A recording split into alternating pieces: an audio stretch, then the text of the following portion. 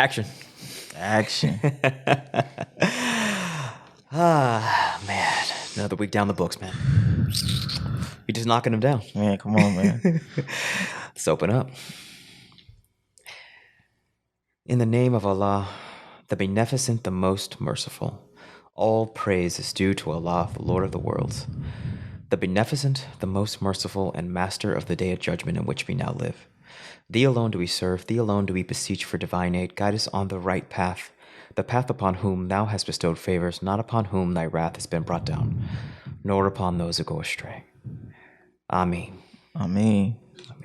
Islam. Yes, sir. Peace. Yeah. So it's after Ramadan, bro. Come on.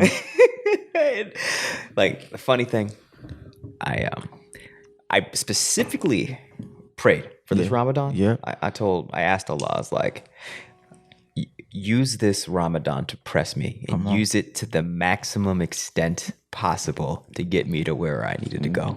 I prayed for that, right? Is that safe to say that manifested? I mean, yes, it did. Yeah. But but when you pray for something like that, like, you're not really prepared to catch the work that it's entailed. And that's what I gotta learn. Every time I ask and pray for something, I get it, but I catch that work because that work is what's required to get you there. Because he's not gonna magically appear. He's gonna everything you ask for or you command, he's gonna use you to get to it. You gotta grow into it. Yeah, it's like, okay, yeah, you can have it, but what you gonna do? I'll prepare you to get it because I'm gonna use myself and you because that's who you are. But yeah, so it's like you said in that earlier prayer that Allah's impregnating us with this, bro. So you pushing out that new life. Yeah, bro.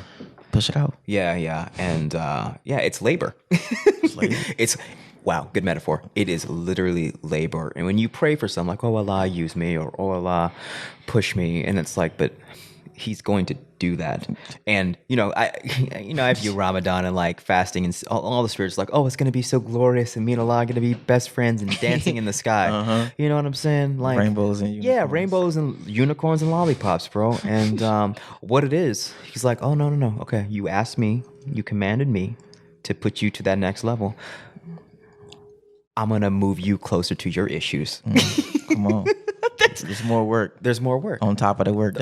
More work on top of the. Okay, you want? You want that? Okay. Oh, you want more work? Okay. I got more work. I got more work for you. But here, before you want this work, why don't you deal with this?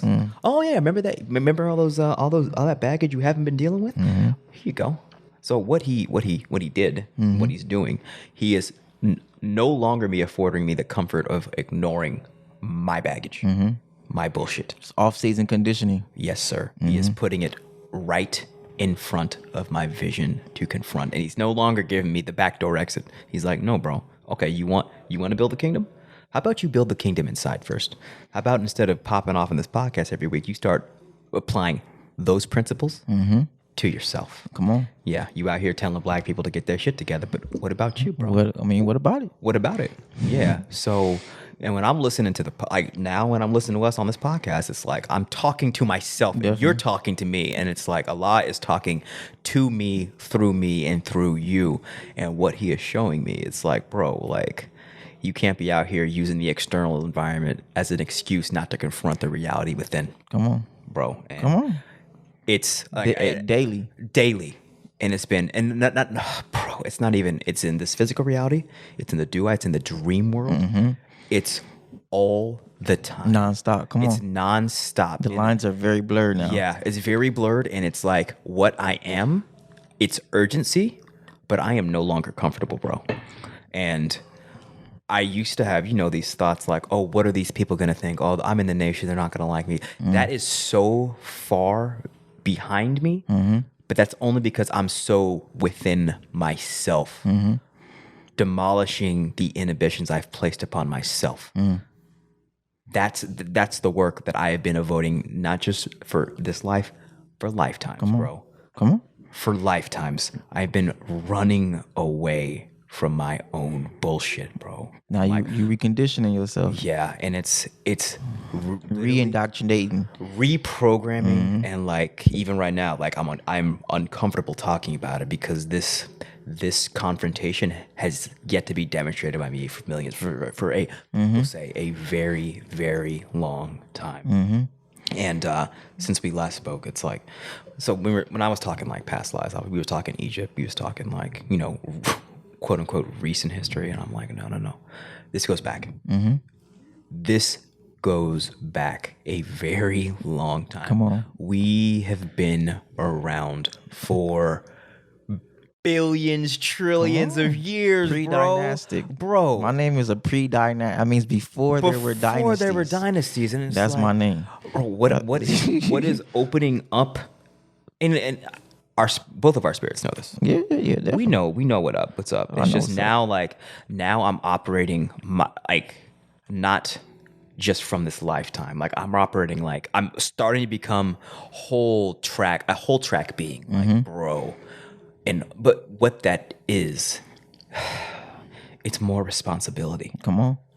It's Awareness. It's not all fun and games. Spider-Man told you, man. What is Spider-Man? What do you remember you say? With great power comes great responsibility, right? That's what Spider-Man told us. Bro, it's nothing but the weight of my own responsibility in paying for my choices, and I'm like, oh man. Like, and don't get it twisted, bro. Like, I haven't always been like, you know, Captain Save. No, facts, bro. Facts. Come Like, on. we've been, you think yeah, exactly. Anybody know me? No, we've been. This whole like this is new. Yeah, this is new. People know me. Yeah, man. Like it's new. It's the people who knew me at 22, at 23, at 24, at 25. At 26, and you feel me? They're like, this is, and I'm like, yeah, this is very much real. Yeah, but that happened. Yeah, but this is real too. This is real. This is definitely real. This is just as real. Yeah. It's just rebirth, and like that's rebirth within one lifetime, bro. Like we've died and we've lived the lives of quote unquote good guys, bad guys, all, male, female, bro. The whole the whole spectrum. And now, like looking back, and it's not even cool anymore. It's just I look back and I'm like, man, like how much? Oh man, how much do I have? How much do I have to pay for? How much do I have to account for? How much of the bad decisions I made back then do I have to reverse the trajectory, the energy of those decisions? And that's, as we spoke about last time, that's where the anxiety comes from. It's like, I don't want to. Oh man, anxiety comes from not confronting what you've done. And how many of those bad decisions do we have to accept and then release? Yeah. Because sometimes the guilt and the shame and the emotional connection to the past decisions is what keep us to continue the loop. When sometimes, mind you, I'm learning because I'm that, like I said, I talked about that earlier, what you just said, which is accepting that, hey, there is consequences, accepting the consequences, accepting that there are certain things where you are accepting that we have already suffered some consequences for the things. Yeah. So we don't have to continue to stay in that consequence. That's right. You get what I'm saying? Where we have paid the price. Yeah. Now we can release it and move forward, and that isn't as easy. It's not easy. I'm with you, but it's like I am learning that too, as far as like, okay, that did happen. I did that. I suffered the consequence for it. I paid my debt. Now I'm present. Now we can move forward. I'm present. We don't have to stay there in that low place. In that low place. It's the shadow of bad experience. Yeah, stay back there. It pulls you back. You can't be present if those strings are pulling on you. So you could be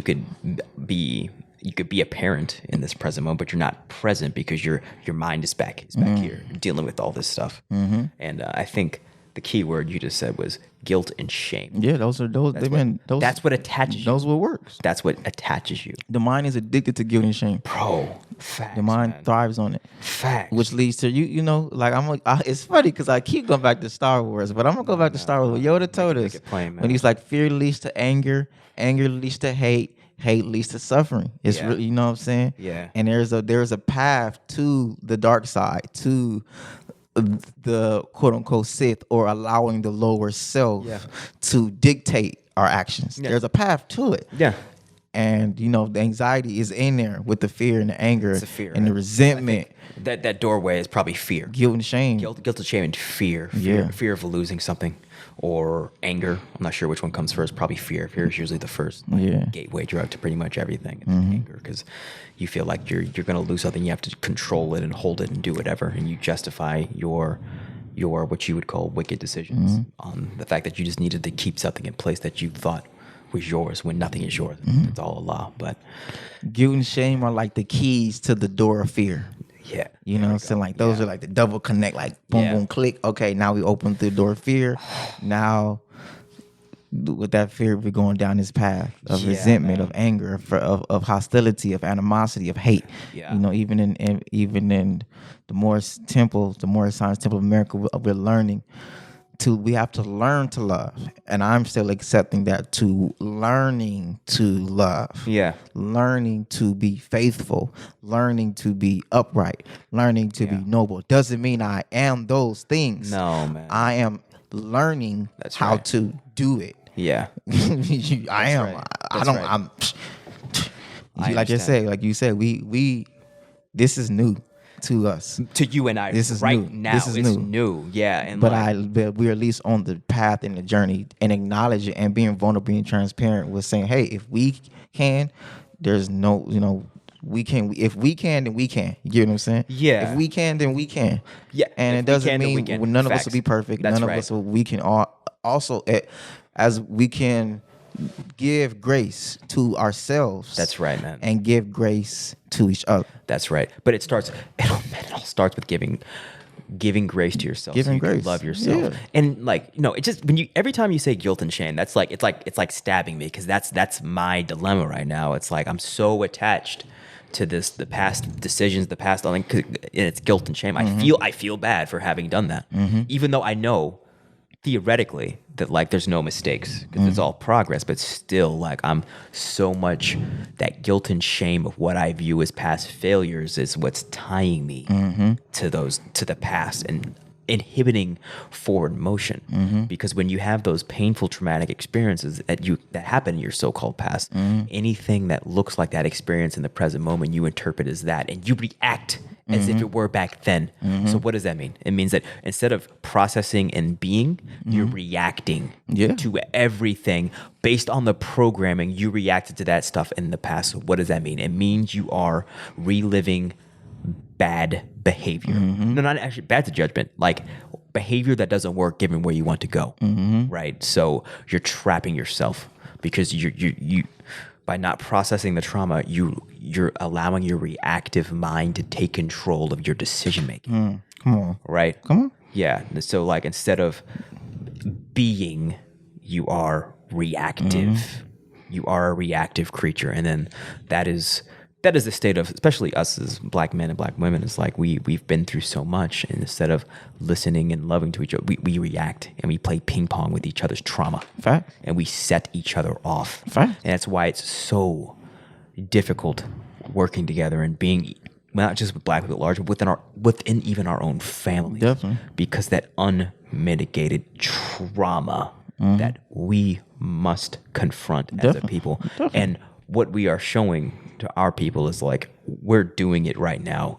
It's not easy, but it is literally necessary if we are going to progress anywhere as a united people. Yeah. Urgency. It's so, it's especially at this time when it's as we talked about last episode, the stakes are getting higher.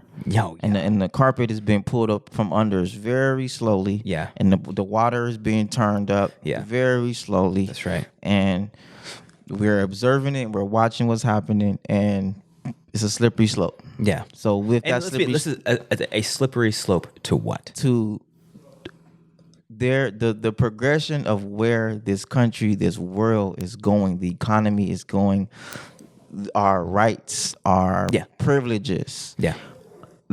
where we're going, we have to be aware, or I would advocate for us to be aware. Yeah. And as we are going forward, I will always advocate for us to develop our own foundations of equity, economy, infrastructure, so that way we're not subjugated. Yeah, that's right. And we're Yeah. prepared to not be subjugated. So I mean, so when we look at a slippery slope to just more totalitarian control. Yeah. There's just they are which we are observing. We're observing right now. Yeah. It's already there. You know, there's an elite class of people who rule this world. And thing about power is like power never gives up power. It just tries to acquire more and more and more of it. So when they're telling you to wear a mask all the time, they're not just going to be like, okay, like, well, you could stop wearing a mask. They're going to like, okay, well, now we're going to just use this mask as a political weapon. If you don't comply to what we want you to do, wear a mask. Yeah. And then all of a sudden it went from scientific to punitive. Yeah. Like, oh, this is your punishment. Yeah. If you don't comply, if you don't conform, you have to wear a mask. So that's just what it While is. clearly we, at this point now, we seeing how it's extremely, it's based off pure emotion. There's no logic or reason or structure or any organization or clarity or any. There's no logic to it. Science behind this. At It's just none. like, no. You can walk into a restaurant with it. You have to put a mask on to walk into a restaurant. then you take it off. But you can take the mask off when you sit in the restaurant. And people know this. They're just people are just playing the game. They're like, whatever, this is bullshit. But we'll at play this the game. point, but that's that in itself, like we talk about, is the slippery slope. Yeah, because if we know we're playing a game, and we're still collectively playing the game, that's right. Then are we playing a game? No. And Good are question. we just being socially engineered? Thank you. That's really what this And game to be is. normalized It's a game. It's a game of social engineering, and they're just conditioning you to accept more and more restrictions upon your movement, numbing you, to giving away your rights. Yeah, and it's like it started with the mask. Now it started with masks. Now it's vaccines, and like that's the slippery slope. Is where does this stop? It's like, oh, okay, well, it's a vaccine now, and then now you need another one and another one and another one, and why? Well, all this time they making money, they raking it in, and then you're just submitting. You didn't stand your ground. I watched this. It was like a questionnaire about the. Mind you, no negativity, just observing. It was like a questionnaire about vaccines with doctors and celebrities, and they tell you this is sponsored by Moderna, mind you. But hey, we got some tough questions, and we got some tough questions, and we really want to get down to the bottom of this. And we want to get as much information as we possibly can. I understand. Mind you, this is sponsored by Moderna. That's hilarious. So it's like, what, bro? That's funny. You get what I'm saying? Stop. Now you come on. People don't. Hey, you know what a You get what I'm saying? You know what a conflicted interest, right? Is like this is a people. The fact that people don't know what a conflicted interest is like that's probably why stuff like this can go unnoticed. It's like you see something on 60 Minutes, for example. I've seen this. I don't watch the news, but I've seen like something about the news purports to be objective analysis. We all know it's not, but most people don't. People watch the news and accept the news as if it is objective, right? They do. Most people do. That's why they watch it. They're like, oh, this is just the facts, right? Just the straight facts. And then like I saw on 60 Minutes, like 60 Minutes talk about the vaccine sponsored by Pfizer. Like it said it like in the frame of 60 Minutes. I'm like, bro, this is propaganda. This is marketing. You can't. This is marketing. It's marketing. Straight up marketing. This is marketing, and that's okay. Yeah. That's okay. That's a you have the right to market your products that you are going to generate billions of dollars off of. Yeah. And that for the first time, and it's funny because they say things like, I watch doctors say, hey, for the first time, there's not the red tape. Like, I get it. I understand. It makes sense how we got here this fast because the red tape being removed and the money being put into it in the previous time. Mind you, like I said, my teacher. It makes sense. My teachers, you know what I'm saying? I listen. So I'm not anti-modern science. I always let that be shown. I'm not anti-modern science. Of course. But you can't. I'm not. Moderna can't sponsor. Not that they can't, But you're not about to have me sit here and listen to the Moderna or the Pfizer inspired or sponsored survey. Talk Right? about the vaccine and why we should get it. Yeah, of course. Like this is no longer objective. It's not objective. This is clearly subjective now. It's clearly there's subjective. a purpose. There's a purpose, and they're clearly biased, and their interests are conflicted by profit incentive. By extreme profit. Extreme a lot of profit. Not just they want to vaccinate the entire world. It's profit, man. Yeah, dog. And it's Why like would you, they do. The thing, and like with people, they make a lot of money. Yeah, they make a lot of money, and there's people's life. It is a industry. It is a complex, and they have inordinate power because with that money that they make, they could buy commercials. They could buy the sponsors on 60 Minutes. They can buy politicians. They can lobby. So there's still no accountability. Yeah, exactly. Yeah, and then they could pay politicians. You get what I'm saying? Yeah, of course. Yeah, and they can pay politicians to write the laws that shield them from being held accountable. Right. So it's a racket. Slippery slope. It's a racket. Yeah. I mean, it's slippery slope. It's not even slippery. It's here.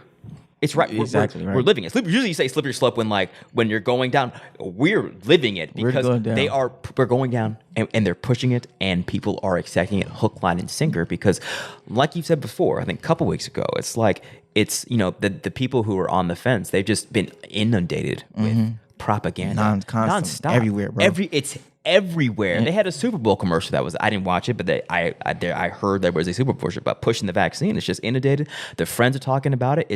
It's become normalized. And mind you, that's a little part there is no a vaccine. Facts. There's multiple corporations who are creating their own vaccines. That's right. And free will, you know what I'm saying? Go for it. Yeah. But if y'all sponsoring the education, if y'all sponsoring the conversations, that's right. Then this is marketing. This is advertising. It's marketing. This is business. It's stop. Thank you. And like I said, this is business. Yeah, at this point, this is business. It's business. It's business. Which is cool. It's fine. It's cool. Yeah. I'm not anti Moderna or Johnson Johnson, Pfizer. I'm not anti none of you. We're objective. We're objective. Y'all sponsoring the conversations though. With your logo, your logo's on the conversation. Your logos. And then you're passing it off as like an objective analysis, and that's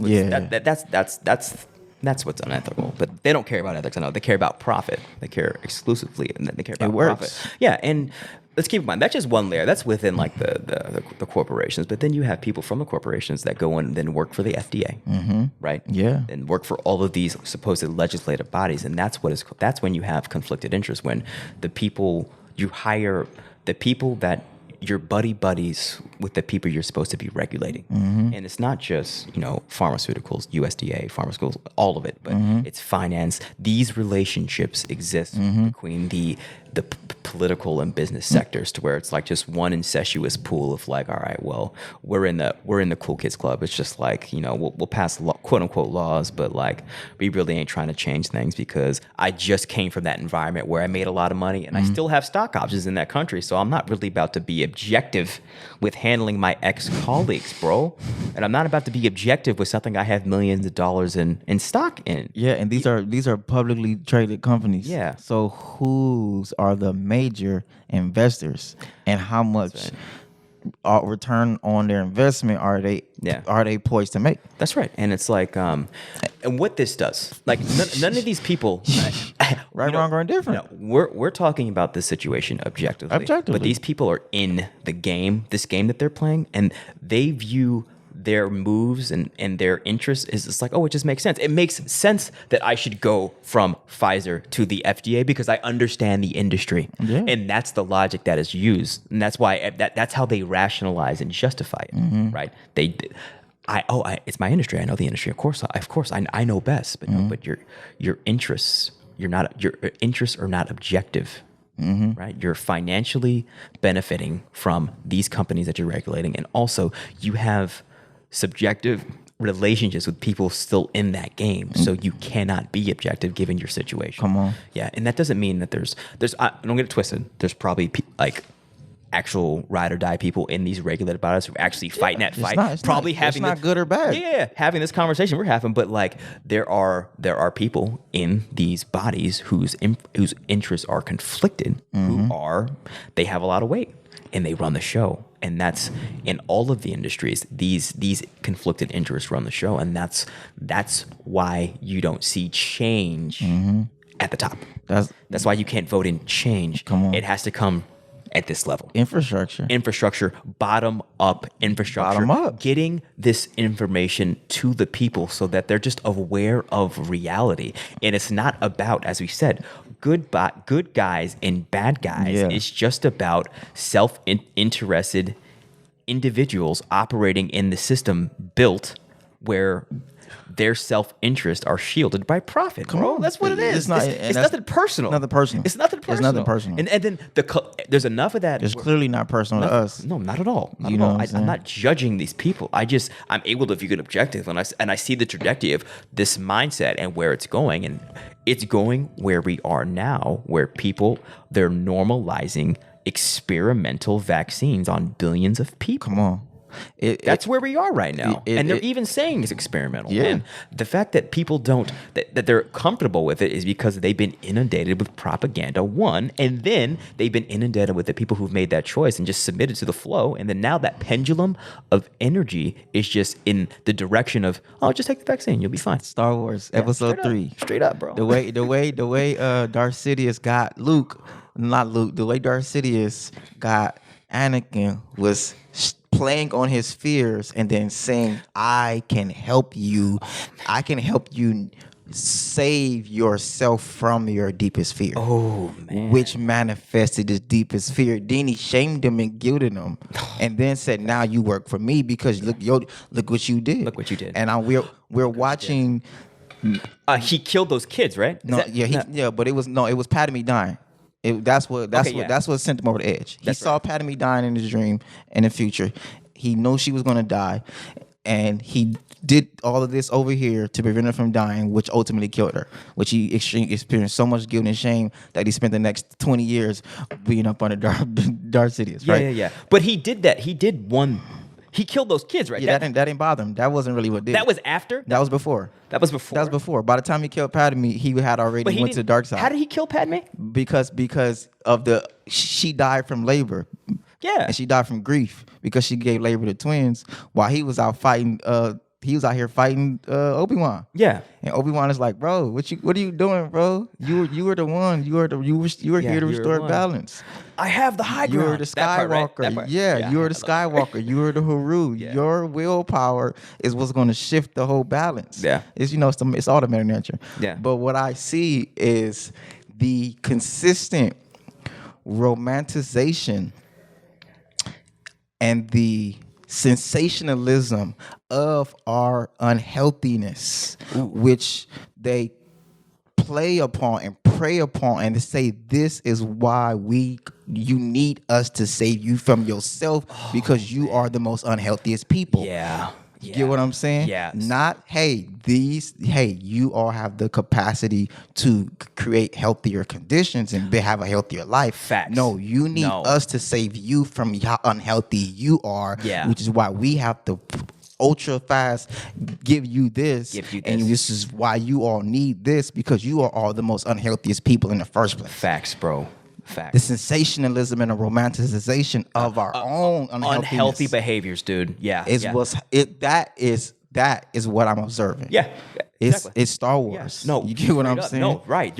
You're rewarding those bad behaviors by giving superficial solutions. Straight up. It's just like, oh, well, here's the easy way out. Like with no accountability. No accountability. Just here's the easy way out. Or consequences. No consequences. None. We're not going to address the underlying root cause of your health. We're going to give you what we call a solution that makes a lot of people money, and then you're still in the same unhealthy condition. Period. And that's the cold part. It's like, hey, we all got a solution. It's not, you know what I'm saying? There is no like one solution. It's like, hey, we got a solution. Yeah. Hey, we got a solution. Hey, we got a solution. Hey, we got a solution too. Hey, we got a solution too. Yeah. Everybody got solutions. Yeah. Cool. Right? Yeah. Everybody's solutions is capital gains. Cool. Everybody's solutions is making in billions of dollars because it's like you said, insurance. In the insurance industry, the hospital industry, the investors into the pharmaceutical industry. There's a lot of layers to it. I get it. Yeah. But this has been going on this has been going on for a while. Yeah. Where the pharmaceutical industry is a major player. Well, even like you say, even people speaking, even people saying the things that we're saying publicly is like, People are afraid. Are afraid. Because we know we're talking about multiple hundreds of billions of dollars. Yeah, no, thank you. But the jig is up. The jig is up. The jig is up. The jig is up. And it's like the fundamental of what we're saying could be the fundamental of what we are saying can be summed up in 2 words. It's be healthy. We watch too many of our elders. We, especially our generation. Yeah. We watch too many of our elders with all respect, honor to our elders. We watch too many of our elders die and live a tormented, slowly depreciating life from this same pharmaceutical industry. Yeah, that's it. So I'm not doing. I have a grandmother. Yeah. I have grandmothers. I have grandfathers. Yeah. I have neighbors. Yeah. I have watched with my own eyes. Yeah, I've seen it. We have seen a lot of our generation. We have seen in there, I see, and our generation is involved in it too. And so we are actively at a point where we are fighting to maintain some type of balance with this industry. Right. That's right. Because we can see, we have watched what it can do. It ferries our people off into an early death. It just coaxes you off. You live an unhealthy lifestyle of processed foods and fried foods and bad food and meat and bad food relative to a long and healthy life. It's called junk food and snack food. We call it. You eat that, and then when you're 50, you start taking your prescription meds. Around if you make it to live that long. If you make it, no, for real. And then you start taking meds, and then you take more and more meds, and all of a sudden you're an old person at 60. Then you die in your 70s. And like that is no way to live. And you lived your whole life working in a cubicle watching CNN at night. That's the Matrix. Come on. That's the Matrix. With all respect and all love and all honors. I've seen them do it. I've seen my family do it. I'm like, and then I've seen that lifestyle be, promoted to me. And I'm just like, okay, well, I have options. I'm going to execute this option and build something better because I've got children now. Yeah. I've got to build it. If I submit to the flow, they're going to just submit to the flow. And right now we're just, we're in a period of choices. Mm-hmm. We've got to make the choice to do something different. Yeah. And even like it starts, we speak on the vaccines because that's just the most blatant choice in front of you. Take it or don't, right? Don't. But also it doesn't just stop there. It's not like we're just we're just saying that's not end all be all. That's just the most that's the thing that's in front of our face. And that's also for you and I, it's easy. It's like, no, I'm not gonna do that. But then the hard stuff. I watched a Moderna sponsored conversation with celebrities and doctors. And I get it. I get it, but it was like why do we need to trust celebrities who are speaking on these corporation sponsored events? And because we deify celebrityhood, we deified celebrity. That's why. And we assume that because these people are promoted and have quote unquote fame, that they know better. They have contracts. Thank you. They have contracts. No, man, that's it. But that's a separate. That's celebrity. How many of them are free to say no? I'm not going to do this. Think about that. How many of them have the right or have the freedom to say, "Hey, no, I'm not going to do this." That's right. Yeah. Not many. Slippery slopes. Yeah, very, not many. Not many have this. It takes courage to say that. Do you see? There was an interview with Charlemagne the God and Dr. Oz. I did see that. Yeah, I seen it. Yeah, I seen it. Yeah, and I mean, he more or less he raised some valid. Yeah, he raised some good points. He's like, y'all have all of this urgency to get all of us black people vaccinated, but there has been no urgency of this caliber for anything else. Nothing. Literally. But now y'all just give a fuck and want to just vaccinate all of us. And he's like, no, I'm good. I think that's what he said. I thought I would have relative. Yeah. He may not have went as I just went. It was more so like it makes you question. That's right. He didn't say no, we're good. He's like, it makes you question. It makes you step back and say, Yeah. But mind you, we already here, like you said. Yeah, we already here. Yeah, we're here. The crazy ones, us conspiracy theorists, we're here. Have been saying, Yeah. And it's like you got to think. And we're all late too. We're late to. There's conspiracy. There's people who've been I don't even want to call us that, but there are people who've been saying this because that word. Let's just dial back on that word. That word is weaponized propaganda. Exactly. People hear those words and they automatically just discount whatever this source is saying. And it's not hippies. You guys are hippies. Yeah, whatever. And naturalists. It's like, naturalists. Yeah. Oh no. New age. New age. New Eastern medicine. All of these things. And that's how propaganda works. sources. Like there's certain labels that can be weaponized and used to discount the truth of what this source is saying. And even like Muslim, it's like me. People, you attach that label to just anything. People, I ain't touching that. Yeah. Doesn't matter. Oh, Muslim said that? Yeah. I'm good. Yeah, I had that conversation today with somebody. Facts. Yeah, man. Somebody that close to me, and I was like, how you ever just opened up the Quran? No. Exactly. So if I tell you the things that are in the Quran, no, that's not in the Quran. Have you read it? Have you even? Do you want to read it? Do you want to? Do you want me to show you? No, God. Okay, you got it. I understand. All of honors. I understand. Love and honors to you, but I have to disengage. Yeah, you have to disengage. With all due love and respect, You have to I have to disengage. Yeah, and you definitely I have to disengage as well. And what you learn is like there's no arguing with that. You can't argue. And then you love and honors to you. Yeah, and peace and blessings. I see that, and what I do, I just see propaganda working in real time. That's what it's supposed to do. It's supposed to disarm you. And this is someone who's been vaccinated, mind you. I understand, of course, yeah, because it's just. And I hate to even say it like that because I feel like that puts me in a different position where I'm not the one to say I want to look at people who make this decision. It's different than you. As Yeah, like, I understand. You're over there and we're over here. Yeah. But we are watching that unfold, and that is the hard part because I have heard many studies and research studies where people have said just being around people who have been vaccinated affects them. I understand. So there is a science and a level to having to accept that as well. That hey, these are possible side effects. Yeah, right, wrong, or indifferent that we have seen. That there is a possible side effect of being around people who have chosen to do this. I understand. Yeah, where it actually affects you. It actually literally affects you as well. I've read those as well, and it's like, that makes sense to me. I'm not surprised. Like you're injecting something into your body, you're going to be the effect of whatever they put into your body. So, that means that people around you could also be the effect of that. I am not.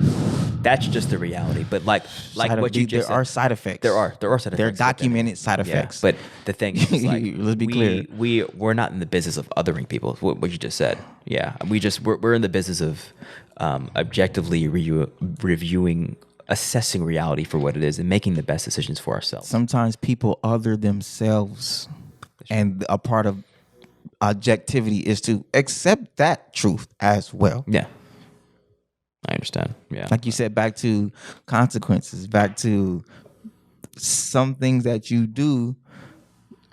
There's things that come with that where it's you can't grade it. Sometimes like, okay, not saying in all these cases literally, but conceptually, there are moments where people who choose things and you have to accept that. Yeah. And what comes with it. If somebody chooses to go stand in the street of the 405, and just staying in the 405, it's like we can't keep pulling them off the 405. No. You can't be the one standing on the 405 with them trying to stop them. Hey, no, don't. Absolutely not. At some point, you got to get off the 405 and get in your car. You got to get it. You know what I'm saying? Of course I get it. You get what I'm saying? Yeah, it's just like you could only do so much. But like, we're going back to propaganda. It's like the that's when you see like the incident with a sister when you were talking to her. That's just that allows you to see the weaponry and how effective it is at disarming the critical thinking of the populace. That's its function. Yeah, that's its job. That's its job. And you got to think it's the CIA and the higher levels of that's what they know this and they operate on this intelligence, and also not just CIA. It's military. These are military tactics that are employed, psychological operations. Like, okay, how do we disengage this trajectory of thinking? Okay, let's attach a label to it. Let's have emotional baggage with it, and then people are afraid to go here. So back to what brought us on this trajectory, the word conspiracy theories. Like that word is used to just people hear that and they just like, oh no, I'm not going to take that seriously because it's not what CNN says. So what that does, that allows the people who have sponsors, mind you, every commercial that's on the news network is a sponsor. Yeah. Exactly. It's a sponsor.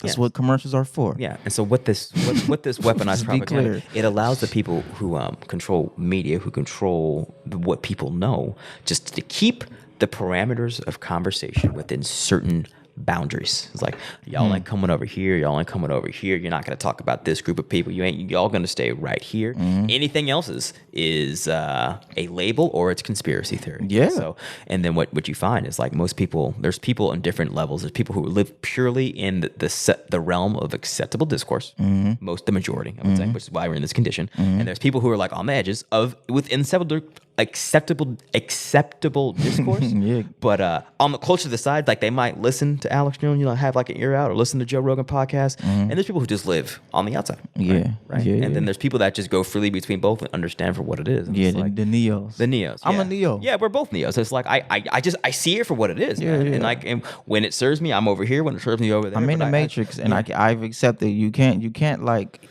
even with the status correction and the trusts and the estates, you can have everything together, all your paperwork be legit, all your affairs being ordered, you can have all your I's dotted and your T's crossed, and you still have to some capacity engage in the matrix itself. Engage, yeah, of course. Now, are you in the matrix and you neo and you flying and you above the rules and you bending the rules and you breaking the rules and you understand some of the rules aren't even rules, they're just lies and indoctrination and belief systems? Or are you just, you like you say, until if you ain't unplugged, you can be an enemy. You know what I'm saying? Yeah. You go back to the Matrix 1 where it could be the beautiful lady in the red dress who really is an agent. That's right. As far as the thinking. Yeah. The thinking. Yeah. And it's like, and it's just if you don't know what the Matrix is or you don't see the Matrix, you are the Matrix. Like, you are the Matrix. You are the Matrix. And you have to handle people accordingly. Like you're just like, I don't, because it's physical reality altogether. You have to handle yourself accordingly. Yeah, that's right. Like you say, the Matrix is a micro of a macro as far as the way this 3-dimensional realm. We are in this 3-dimensional realm when we wake up. Yeah. So we are in the Matrix, and then a micro is that we are a part of this governing body. Yeah. So to some capacity, we're gonna have to interact with this governing body. And the Matrix is as the agreement we have with this reality. Exactly. That's right. Yeah, exactly. Reality is agreement. Exactly. This reality, this physical reality here, because we agree that it is. It's like exactly. it can be shapeshifted and changed at any moment. Is if there's enough agreement to that other reality. And that's how quote unquote real it is. It's not real. It's just it's an agreement that we all share, but it can be shapeshifted and a new reality can be literally created overnight with just the power of the mind. It's matter. Matter is an extension of thought. That's all matter is. Yes, sir. Yes, sir. Man is the mind. That's you right. know what I'm saying? That's right. Yeah. Matter is an extension of light. Yeah. Yeah. Which is an extension of your thoughts. That's right. Your thoughts manifested. Everything that we see, everything that we quote unquote touch is an extension of somebody's imagination. Facts. Yes. This microphone, these wires, these glasses, Everything. That's everything. Right. Everything. This pot. That's right. This table, this phone, you know what I'm saying? This beautiful music in the background that we're listening to. An extension of someone's thought. That is correct. Someone's thought. That is correct. Yeah. And we are the Haru. We are the Temu, the singularity, the thought, the seed, the one, the atom bomb. Yes, sir. You know? Yeah. Hey, like to go back to what we were saying earlier about like not othering people. I don't think we're othering people. I think we're just calling, because I don't want to make it sound like, you're one of those. You're one of, I hate that. One of these. I hate that. I don't definitely. I don't like doing that. But we can still call out the Matrix for what it is, and it's just the agreement that we have with this physical reality, and there are people who, we're not the ones drawing the line in the sand. We are watching the sand. We're watching the line in the sand be drawn. Yeah, you get what I'm saying. So it'd be like I'm the one who is watching the the incentives and the subtle consequences be communicated to me. Yeah, who is choosing to be over here. Yeah. So it would be, and then also studying possible side effects. Yeah, you get what I'm saying. So it would be like I said, they play on our intelligence by creating guilt and shame, and the intelligent ones, because if we can objectively see, hey, there are some side effects that have occurred that we have to now take into account. We have to be accountable and responsible for ourselves. That's real. Which is accepting that there are some side effects that can possibly occur. Yeah. And there is no accountability for any of these side effects that can possibly occur. You just got to deal And with we are watching high levels of surface incentivization and subtle levels of consequences, and then intense marketing campaign by the same institutions who have created these same quote unquote jabs. Yeah. You know what I'm saying? Yes, sir. So it's the word I'm not drawing a line, nothing. I'm not looking at nobody differently. Yeah. But I'm not stupid, and I'm not naive, and I'm not delusional. I'm not delusional, and I'm not going to play we can't afford to play delusional. No. You know what I'm saying? No, not at all. Not at all, man. And and people even like see this, and they'll still go ahead and take it because, like, okay, well, what I told this to someone the other day. Cool. It's like, take some aloe vera too. True, yeah. Also, but what I realized, take some kelp and cleanse the metals out your body too. Let's be real. Take some iodine. Let's be real. If the vaccine alleviates your fear, it's effective, right? Because that's why you're taking it, right? You know what I'm saying? What are you afraid of? Yeah, exactly. Yeah. So if you take the vaccine, you're not afraid anymore. Then it worked, right? What are we afraid of? Who are we afraid of? Once again, why is it being, like I said, the sensationalism and the romanticization of our own sickness and unhealthiness? Yeah. That is insidious to me. It's insidious. And it's also what it like you said, there's no efforts to heal. To ameliorate that problem. And what it does, we're perpetually treated like victims, because when you're a victim, you're not responsible for changing your condition. Like minors. Yeah. What do you mean minors? Minorities, minors. Oh yeah, your children. It's not number. When we say we're minorities, they're not talking about the number. No. They're talking about the pathology. You operate as a child. Seriously. Yeah. So we're gonna treat you like as a child, as a minor, and they do. Yes, and they do. And enough of us buy into that mentality of one minority. But what it is just by accepting the word minority, you're accepting less than minor, less inferior. Yes, like they're literally calling you inferior when you outnumber the Caucasians. Non-white people outnumber white people 11-1. There's no minorities with the white man on this planet. But the pathology of you operating lawfully and in the world as a child, as a minor, not having your state in order. That's right. Not having your nationality in order. No. Not having your infrastructure in order. Yeah. Not having minor. A minor. Yeah, I get it now. You get what I'm saying? I get it. When you said minor, I meant like someone in a cave. Minor. No, I mean like a child. A minor.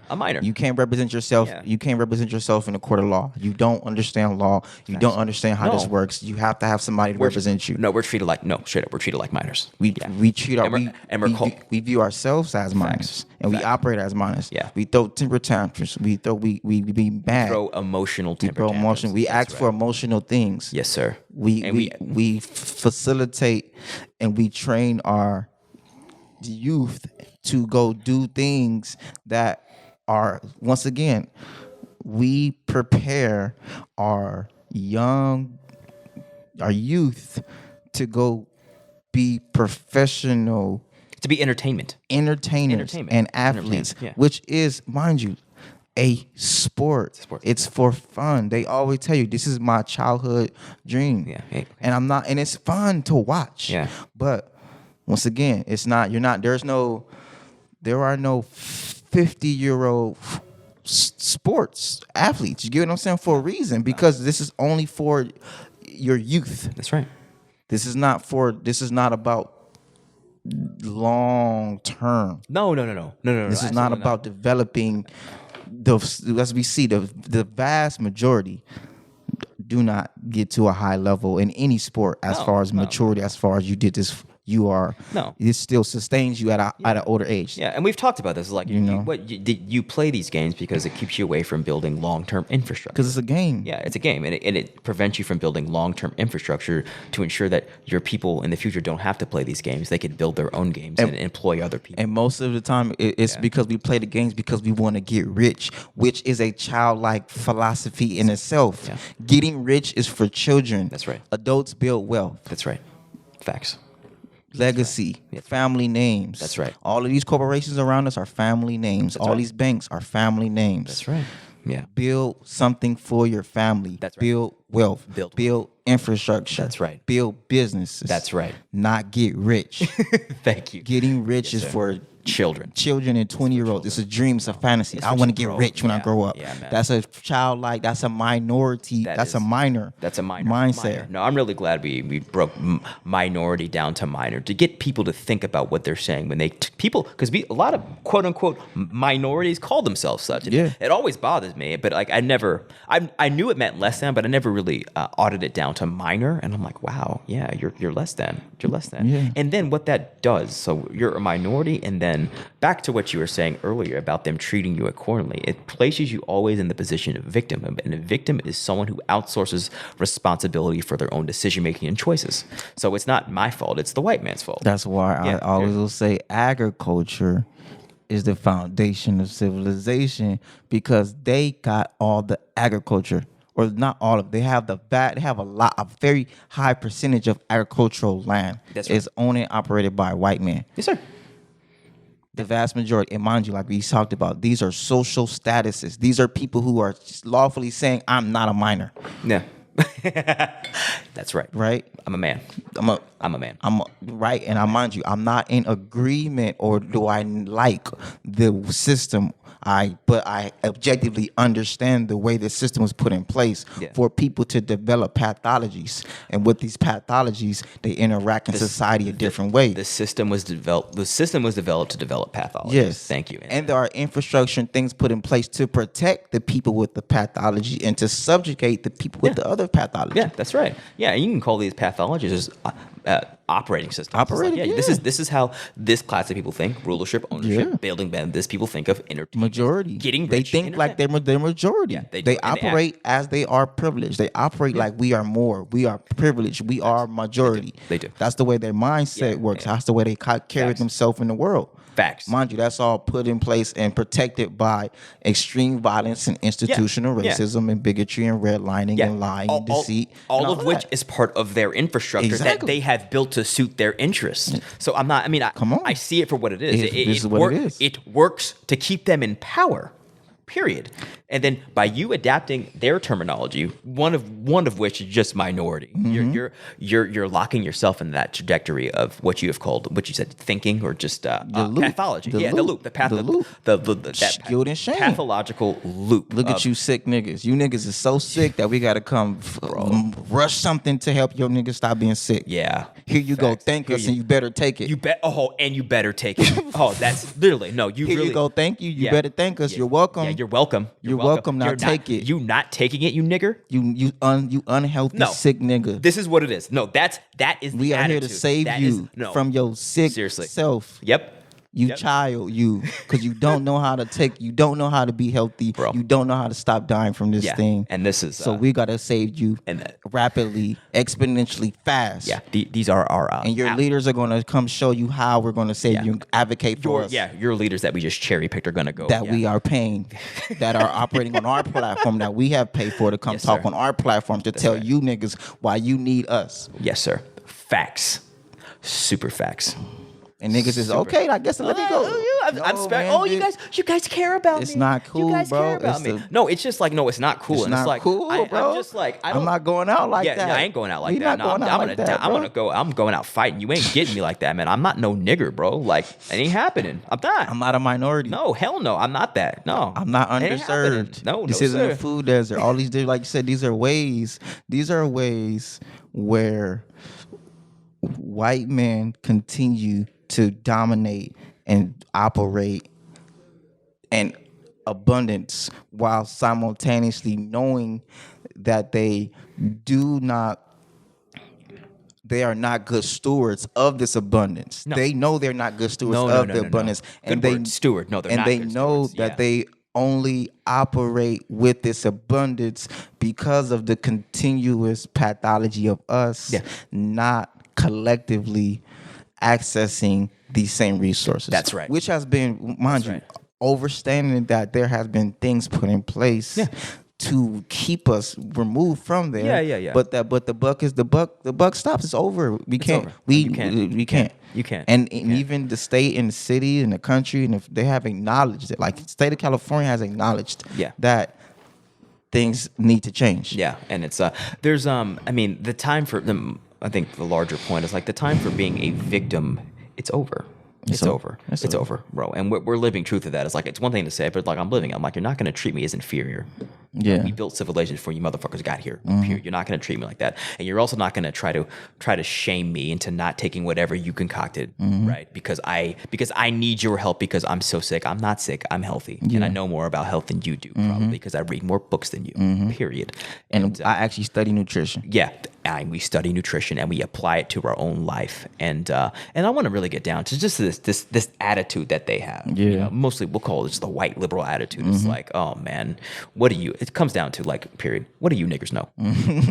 Right? Yeah. Yeah. How dare you? Oh, your children, like you don't have like, and I'm talking about how they would view us, how they view. No, I'll be real. Like it's not all just philanthropy. Yeah. It's all the savior complex. all savior of it. complex. What do you?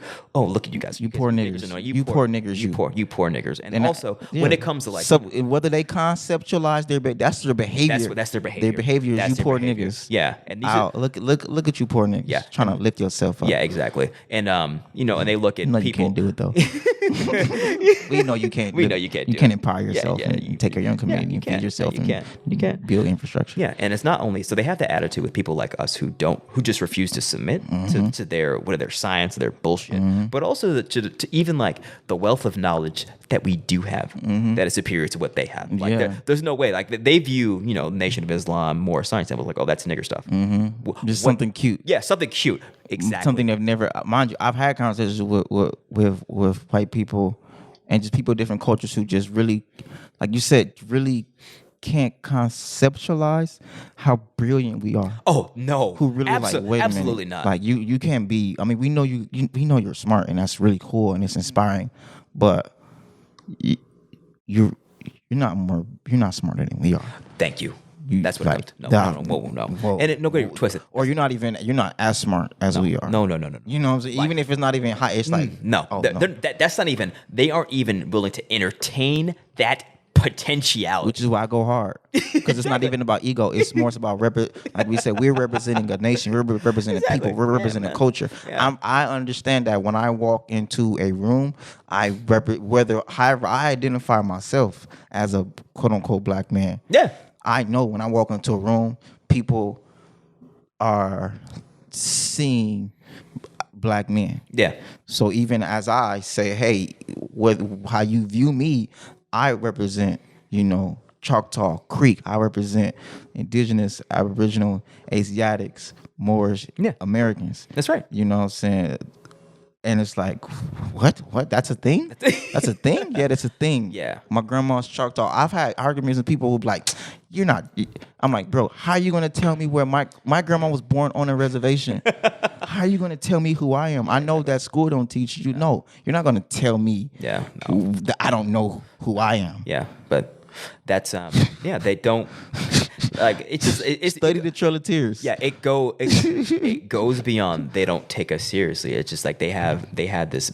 It's the pathology of just superiority. It's like they're not going to envision a world where what we believe is true. Justice. Yeah. They can't. They don't want to believe justice is. Justice is here. It's here right now. Reciprocity. No, we're here and we're living balance, harmony. It's coming. Thanos has snapped his fingers. Facts. And we're just the wave, our whole life. I was talking to a brother of mine, a friend of mine. It's just like, our whole lives as black men, it's like we've been just receding, the ocean. It goes before a wave on the shore. So the tide goes back, just goes back, right? Back into the ocean. And then it curls up a little bit, makes a wave. Slowly but surely, big ass wave. It takes time though. It takes time though. So our whole lives just been like, okay, I see you. Oh yeah. Oh, you think I'm a nigger, huh? Oh, okay. Oh, you're smarter than me. Okay. All right. Yeah. And then the wave is curling. Then now it's just, okay. Keep going. Keep talking. Oh, you want me to take a vaccine? You want me to take your vaccine? Oh, because I'm unhealthy. Oh, okay. All right.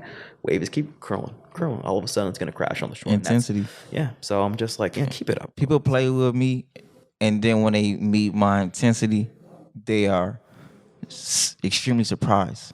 Yeah. And it's like, how are you surprised by my intensity when you've been playing? I've been watching you play me. Yeah. I've been consciously not giving you wrath. I've been consciously being gracious. Yeah. And that's the thing.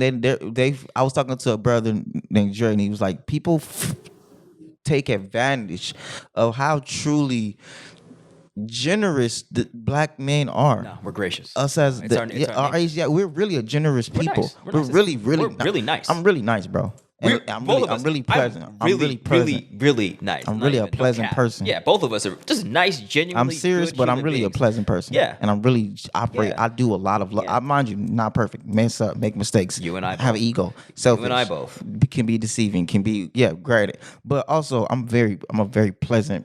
Yeah. Nice. Positive, Understanding. uplifting, encouraging. Bro, any book I got, you got. Any information I get, everybody got. Any knowledge I got, everybody natural. got. Any resources I got, everybody got. It's natural for us to operate, and we do operate like this, and it's like you just said, we haven't had to use that wrath, you know. But then when I do, it's like, yeah, it's like that, and it's like I don't ever. And with me, I don't ever have to show that wrath. I guess maybe like you could see it when I fight. I don't get angry when I fight. To show it. Yeah, good. I'll be having to show it. I understand. Because people forget. Yeah, they forget, but then you show it, and then it's like they. I don't want to, but I feel like I don't feel I have learned. I have to establish that there is justice with this. Yeah, there is, and then you got to keep in mind this country is not ready for black men be thinking and acting and talking like this, and it's not even like they and the funny thing, they probably think of like black men is like, oh, they're just angry. It's like, no, it's not even, we're not emotional, we're just I guess you could say militant, but what does that mean? Militant just means disciplined, organized, and ready. I thought about that today. I was thinking about that today. I was like, people can acknowledge, okay, we acknowledge there's institutional racism and there's all these things, and we've displaced you, and we've treated you heinous and unfair, and we've done all these things. Yeah. But don't be angry. No. How? Yes, I'm angry. I'm frustrated. I'm mad. I've watched the things you have said that you have done to us. Yeah. Guess what? I've watched it be done to me. I've experienced it be done to me. I've lived my 32 years of it being done to me. In this life. I've experienced these things that you have said y'all have done. I know y'all did them. I've been telling y'all been doing them, and I have been actively putting things in place to not be subjugated to it. Yeah. So yes, I'm angry. Yeah. I'm not someone. I have accepted we are victims, but I also have accepted we can empower ourselves. Yes. But don't think don't think that I forgot the things that were done and that are continue to be done. I'm still angry. Yeah. Yeah, we're still mad. And then like the thing when they see us, let's get it though. Let's get it. I can channel and focus that anger into things that are actually beneficial. Channel. That's all we got to do. And we're channeling that right now. Yeah. And it's like we're trained, and like it's channeled to building in productivity. And when people are not used to seeing black men act, not just uncompromisingly, but just rational. A lot of times we get quote unquote mad, we get emotional, and then we pop off. But it's like, no, people aren't used to seeing that energy channeled to productivity. So the stratagems they employ is propaganda. Obviously, they'll label us. You see what they do with Farrakhan, what they do with Riza Islam. It's like, they label it, and then they use. And I'm talking about this propaganda because I want to just let people know just how it is employed against us to prevent the masses of people from actually being like, oh, these niggas got a point. Yeah, they've tried so hard with Reza, bro. We're going in. But tried. every knock is a boost, and it's like you're forcing our brother to get his own platform, and we gonna be there. Shout out to the brother from the city, brother Reza. Much love and honors to you, bro. Putting in work, still putting in work, putting in work. Off the ground before the ground, and he's back on the ground doing his thing. He's gonna be back on the ground. We're gonna be that's our brother, bro. Like I ride for him, and it's like, but I see that, and I see y'all, but like you ain't gonna stop us because there's I'm Reza, you Reza, we all Reza, bro. This generation, we ain't playing with you. I got your book, bro. I read your book. Message to the millennials. Shout out, go buy Message to the Millennials. Message to the Millennials by Reza Islam. It's like bro went in. He good. Yeah, he always goes in. He stays there. Bro, he stays there. Bro went in that book. Bro. Yeah, thick book. Yeah, thick book yes, too. Sir. Real book, like something that needs to be in your library. Yeah, something that it needs to be read. The brother works, bro. The brother works, and it's like let's be clear. He has found his lane, and he's just not looking. He ain't looking to both sides. He's just going right ahead, and he has nothing to fear because he knows who he's backed by. Yeah, the same source we backed by Allah, bro. So like we ain't got what's to be feared if like we know we got that backing, and it's like all we have to do is be true to ourselves and true to the path and true to the prophecy. It's like no, it's here, bro. And it's like you're not going to stop this momentum because you take one of us out, you're going to create 50 more. You're going to just give me it's good marketing for my message, especially if I've had enough of my philosophy in physical manifestation of it, like you're going to bring more attention to it, so you only serve my long-term purpose, and you drop my body, I'll catch another one, be right back in your ass. That's why I continue to write books and continue to create products and to continue to create content because you can't stop it. No, you can't. There's no stopping. You can't, man. And we're not afraid. No, not afraid. Not afraid. No. And it's just like we operate from duty, and it's like you're not gonna stop me, and you can label me and everything, but the thing like it's all it takes for someone to just listen to what we're saying, and like what are you gonna argue with? Yeah, we know your track record, we know what you've done, you know what you're still doing. We're not going to submit to your authority if it's misguided. Period. Be nothing wrong with authority if it's not at all. Yeah, nothing at all. Authority is necessary. Law and order is necessary in society, but there's rights. I'm obey. Yeah, exactly. You get what I'm the law. I'm so man, that's all like for I ain't like no. I'm like if your judgment, if your judges and if it's working and it's I submit. Period. I don't give a damn what color you are. Yeah. But like if you want that bullshit, it ain't happening. But my point. It's funny because one of the things that the Grand Sheikh he talks about is that we have been programmed to have a negative relationship with government. That's real. So that way we don't even think about governing ourselves because we have a negative relationship with governments. We view the government as the bad guys. That's the bad guy. So the whole concept of a government and governing is something that we have a negative relationship with altogether, as opposed to accepting that we can govern ourselves, not saying we're going to overthrow anything. No. By no stretch. We're not treason, to be very clear. But we can govern our mental. That's right. We can govern ourselves. That's right. You get what I'm saying? But I like that point because it's not just you have that misguided notion of government, of governance, that really morphs into a misguided notion of respect for your father. Exactly. Islam. Respect for yourself, respect for your father. Respect for Allah. Respect for God. Respect my you know what I'm saying? Order is a law. For the order, for the mathematics that binds this universe. Yes. You're just a rebellious ass Negro, bro. Yes. And that's our people. You out of order. You out of order. You're out of order. Because you have a negative relationship with order. Yeah. Because the way we personify order is through intense pain. Yeah. Ooh. And mind you, granted, I understand, but I understand. It doesn't mean we can't change it.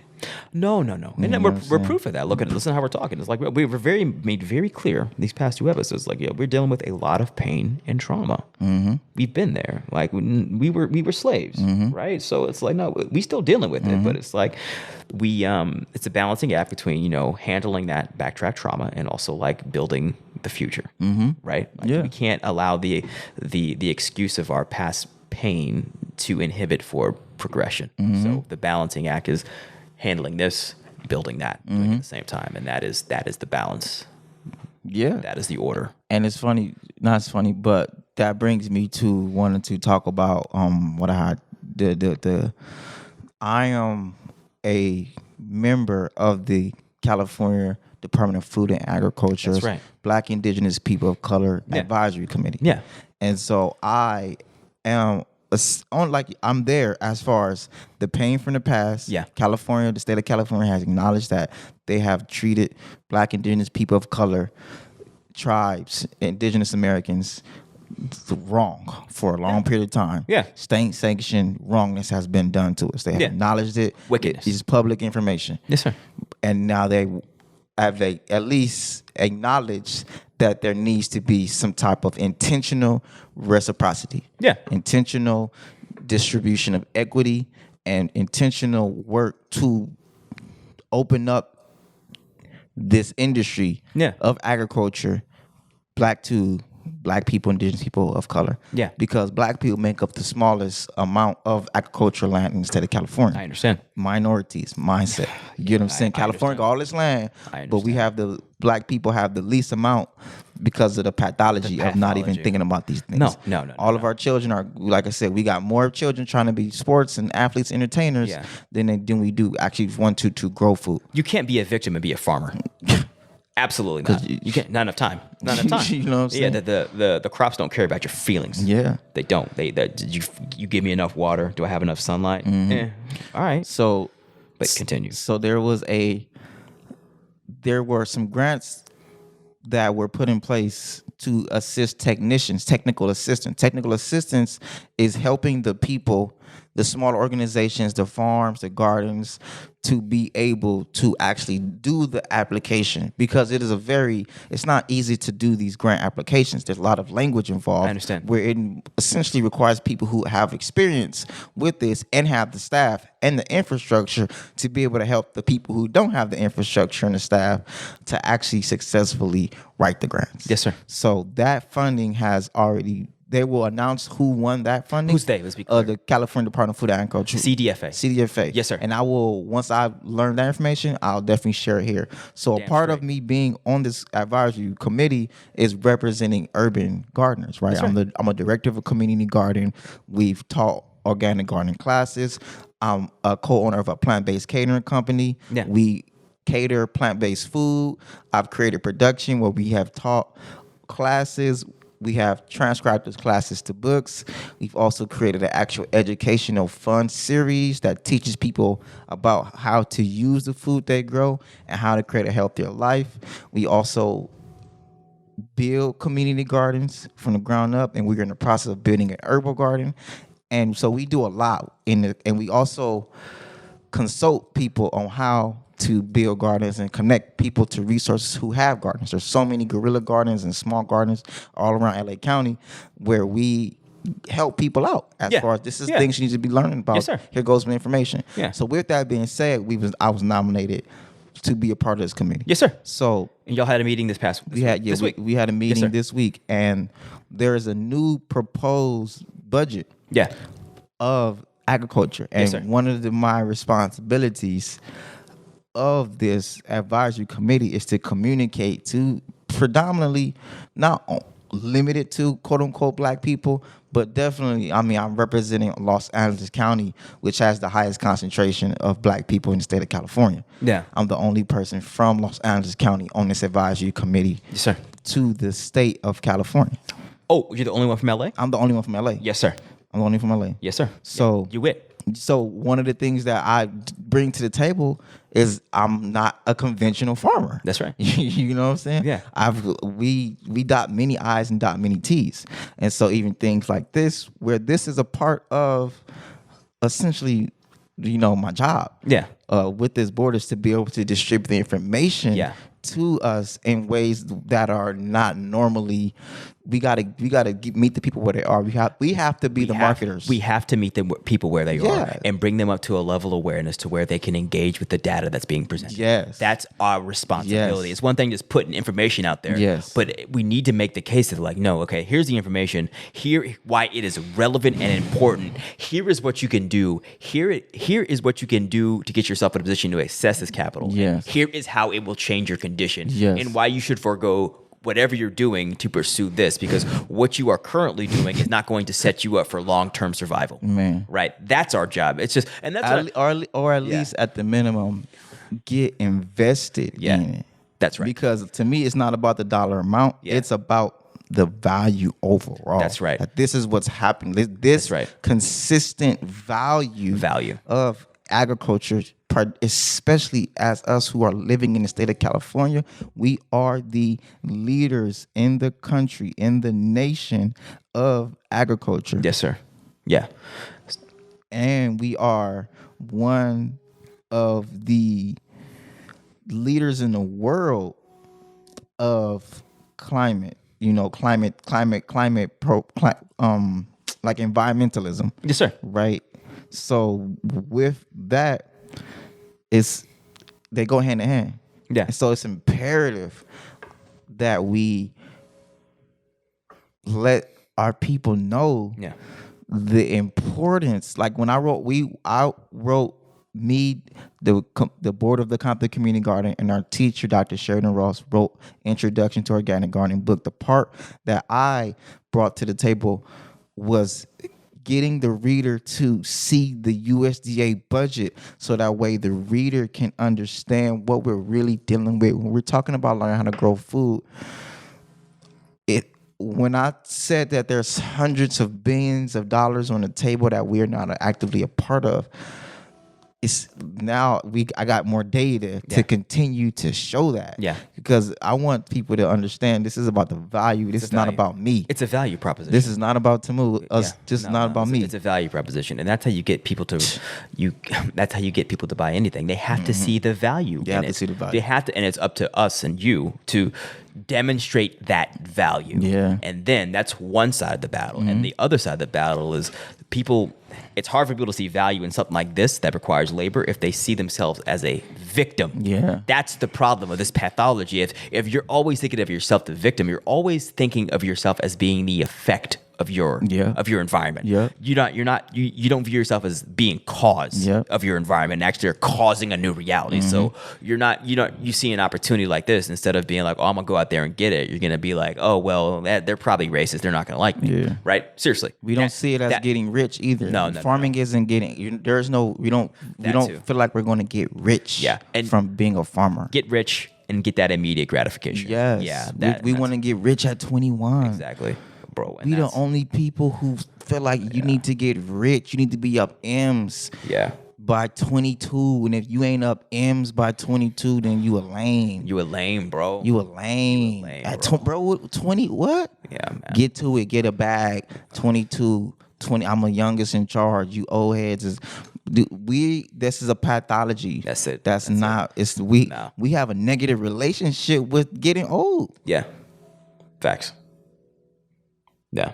That we have to process. There are things we need to be putting in place that are for when we are. I'm always going to advocate young people read this book called The Millionaire Next Door. Yes, sir. Because it's about developing a pathology of I am doing things that I know. I'm putting things in place to build something, so that way when I am 40 and 50 and I touch my first M, I don't have no debt, or my debt is already paid off. That's right. My house is paid off. My cars is paid off. The jury's paid off.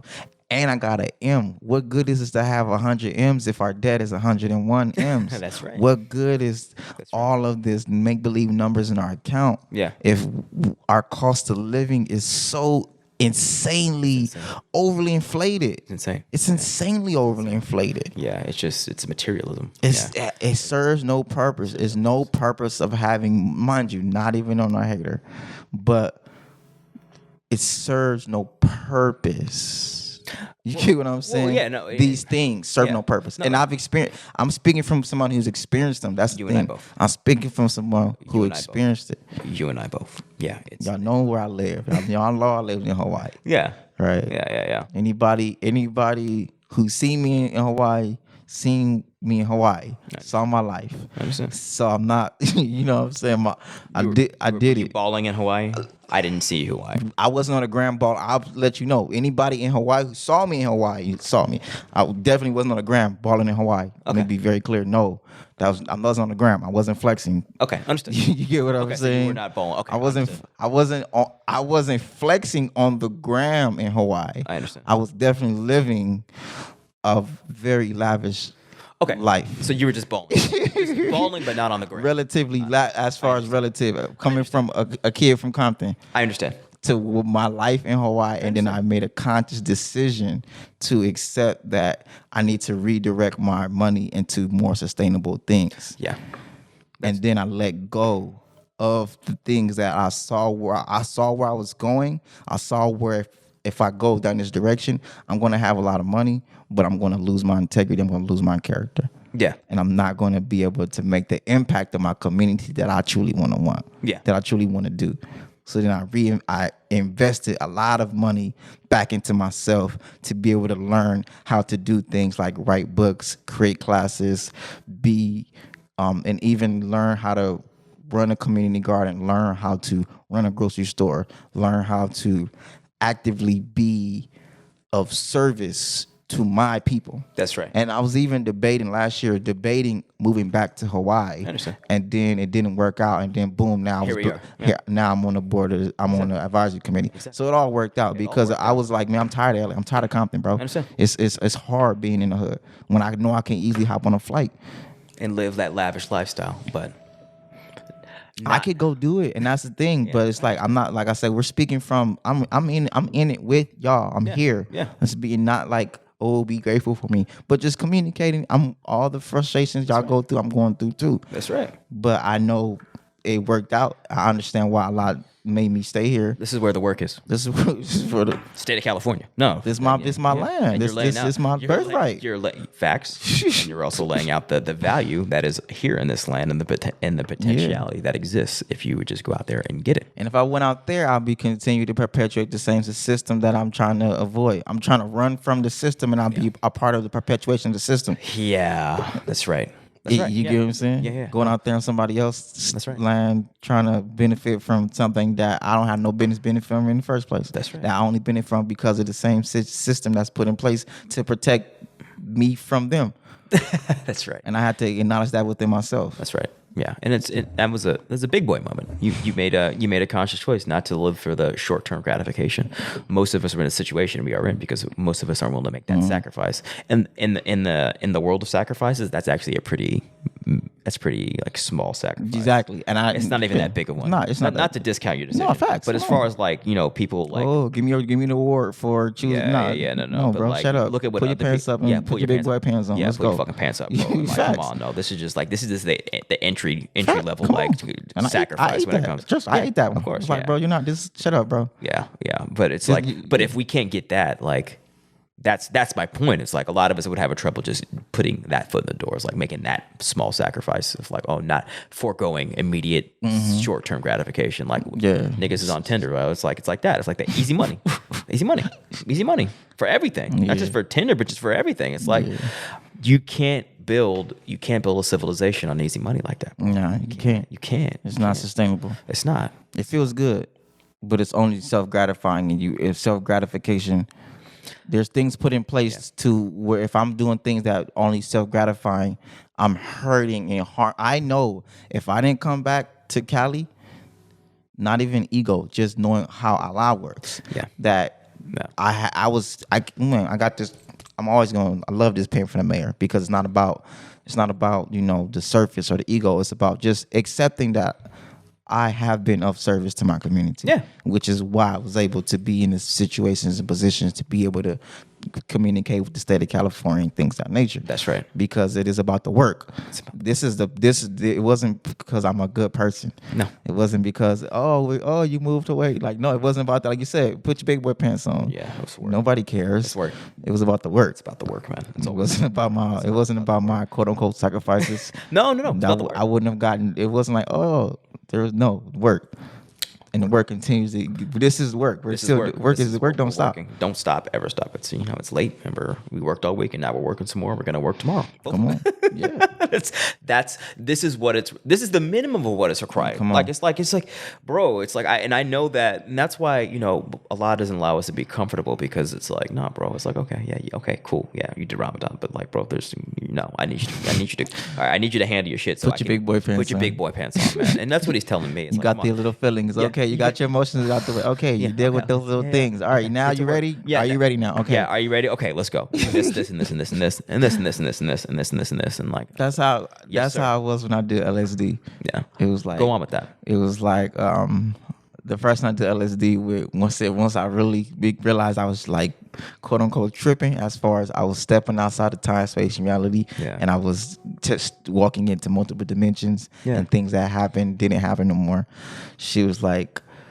Who was like? The lady I was doing because it was like it was me and somebody else doing LSD, and she was like, okay, are you here now? But it was like Allah. It was like it was like a deafening, it was like a higher self conversation. Yeah, But he's like, okay, are you ready? Like, okay, now that I'm like done, like, oh my God, I'm tripping, like, oh my God, I'm stepping outside of time. I'm stepping into my full mind. Oh my Yeah. God. It was like, okay, are you ready now? Can we really are we ready?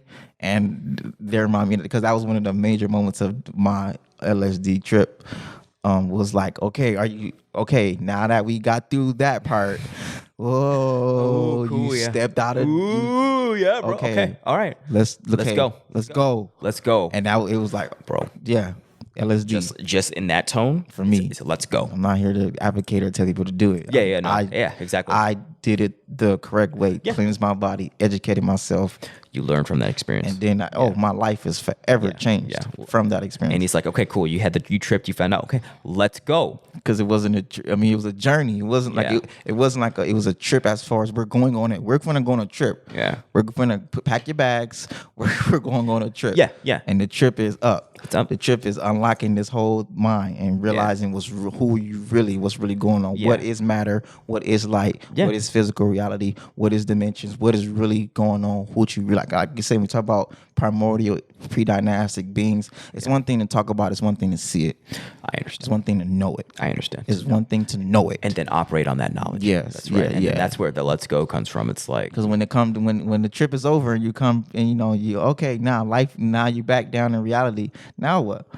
facts. What are you gonna do with what you just went through? What are you gonna with do? that experience? What are you gonna do? And you You're gonna realize act- yeah. it's all up to you. Yeah.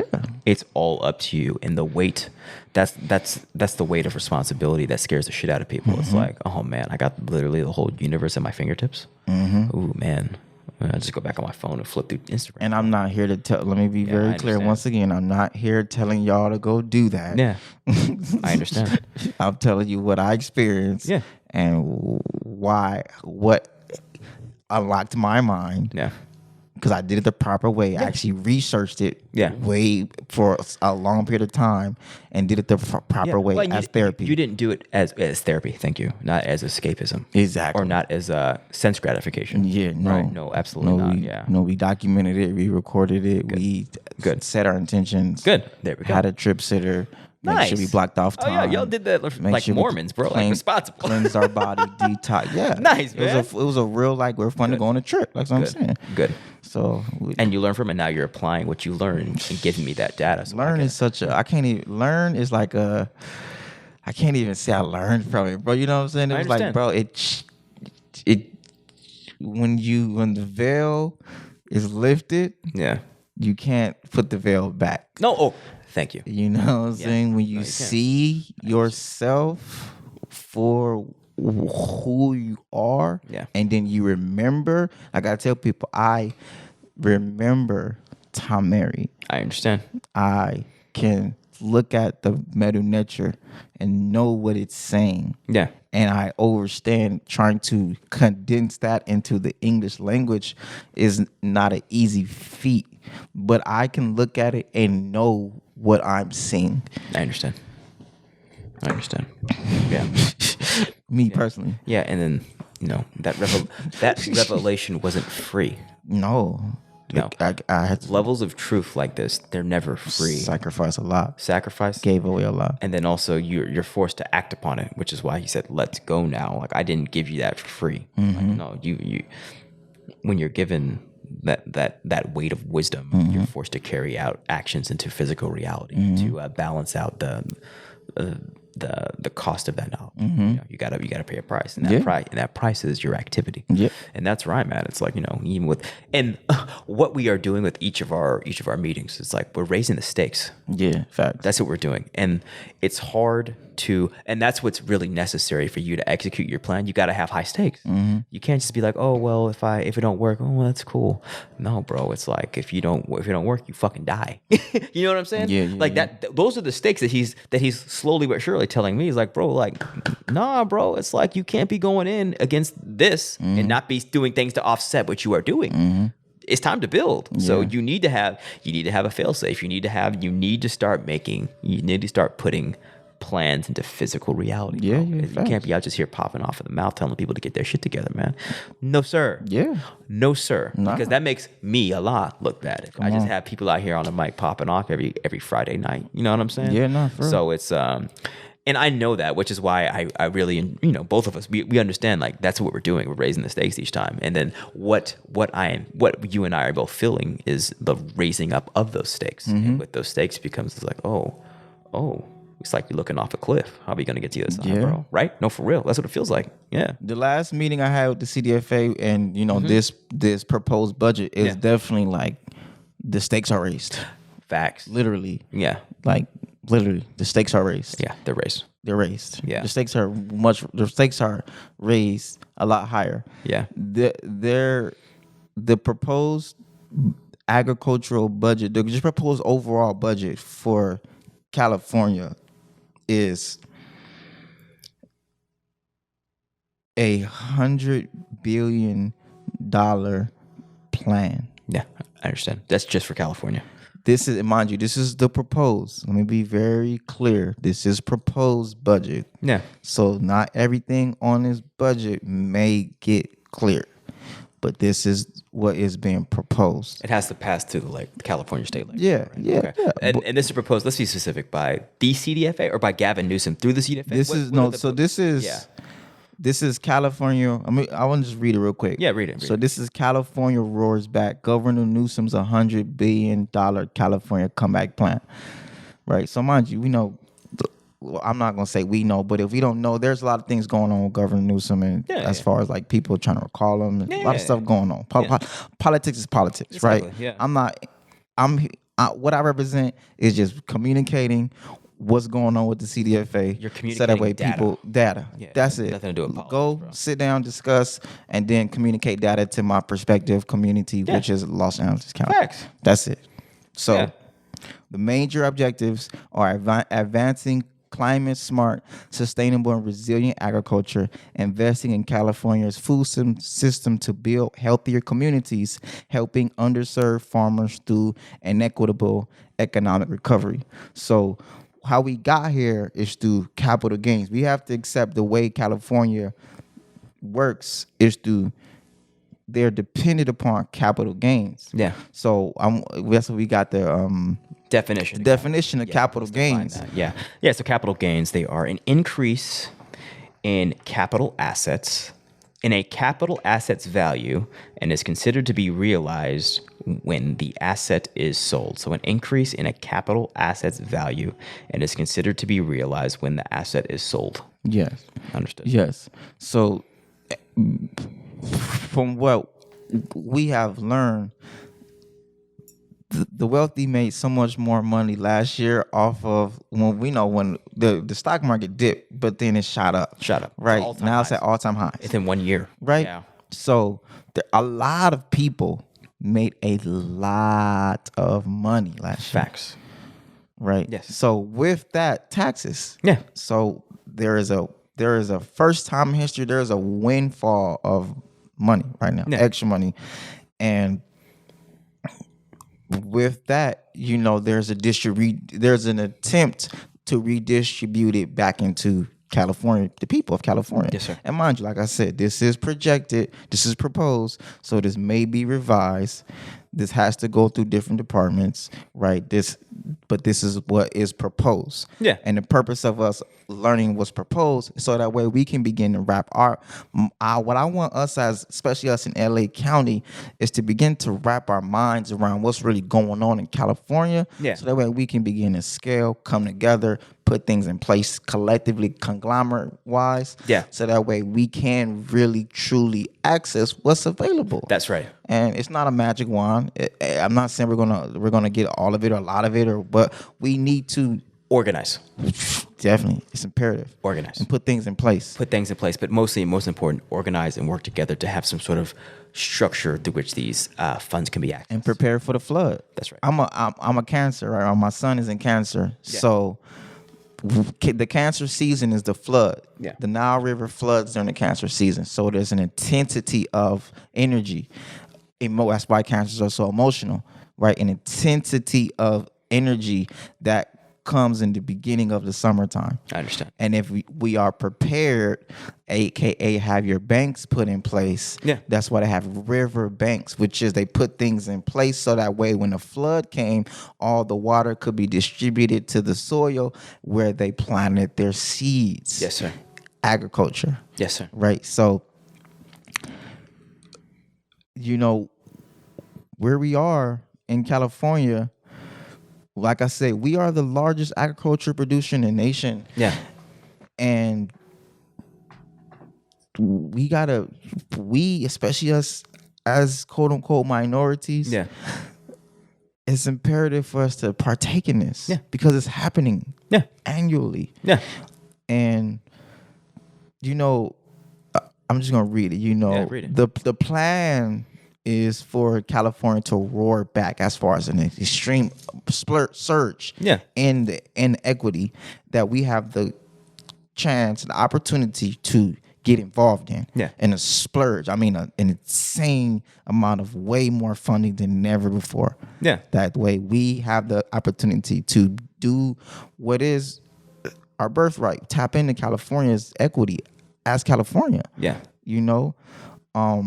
So one proposal is a $67.5 million to develop a healthier, more resilient, and more equitable food system, building on our leadership as a top agriculture state in the nation and a global climate leader. The plan proposes a $532 million package to advance climate-smart agriculture, improve drought resiliency, fund alternatives to agricultural burning, increase pollinator habitat on working lands, and support conservation planning to build supporting an equitable recovery. This plan calls for $42 million in new investments to support economic recovery, resilience, and high road job growth through technical assistance to underserved farmers, farmer training, and manager apprenticeships. This is resilience. You know what I'm saying? So there's funding to educate us, to feed us. Boom. That's big. A lot of funding. Yeah. You get what I'm saying? That's big. And I'm glad you said education, because that's the prerequisite to accessing. You got to know what to do with the money, period. Yeah. We have to, us who have done the education and who educate people, now there's a chance for us to really have some objectives, some structure, some real plan. Like, okay, what are we really teaching? Like, and that's the thing. One of the reasons why I'm a part of this advisory committee, because I'm still processing. Because at first it was like, like, me, are you sure? No. And then it was like, okay. But then it really hit me this last meeting. That was like, no, like, we have done so much of this already. We've done so much of it. That's right. We've done it. That's right. By ourselves, us. That's in right. the hood. In the hood. Working with local farmers, and we come together and have done so many things ourselves.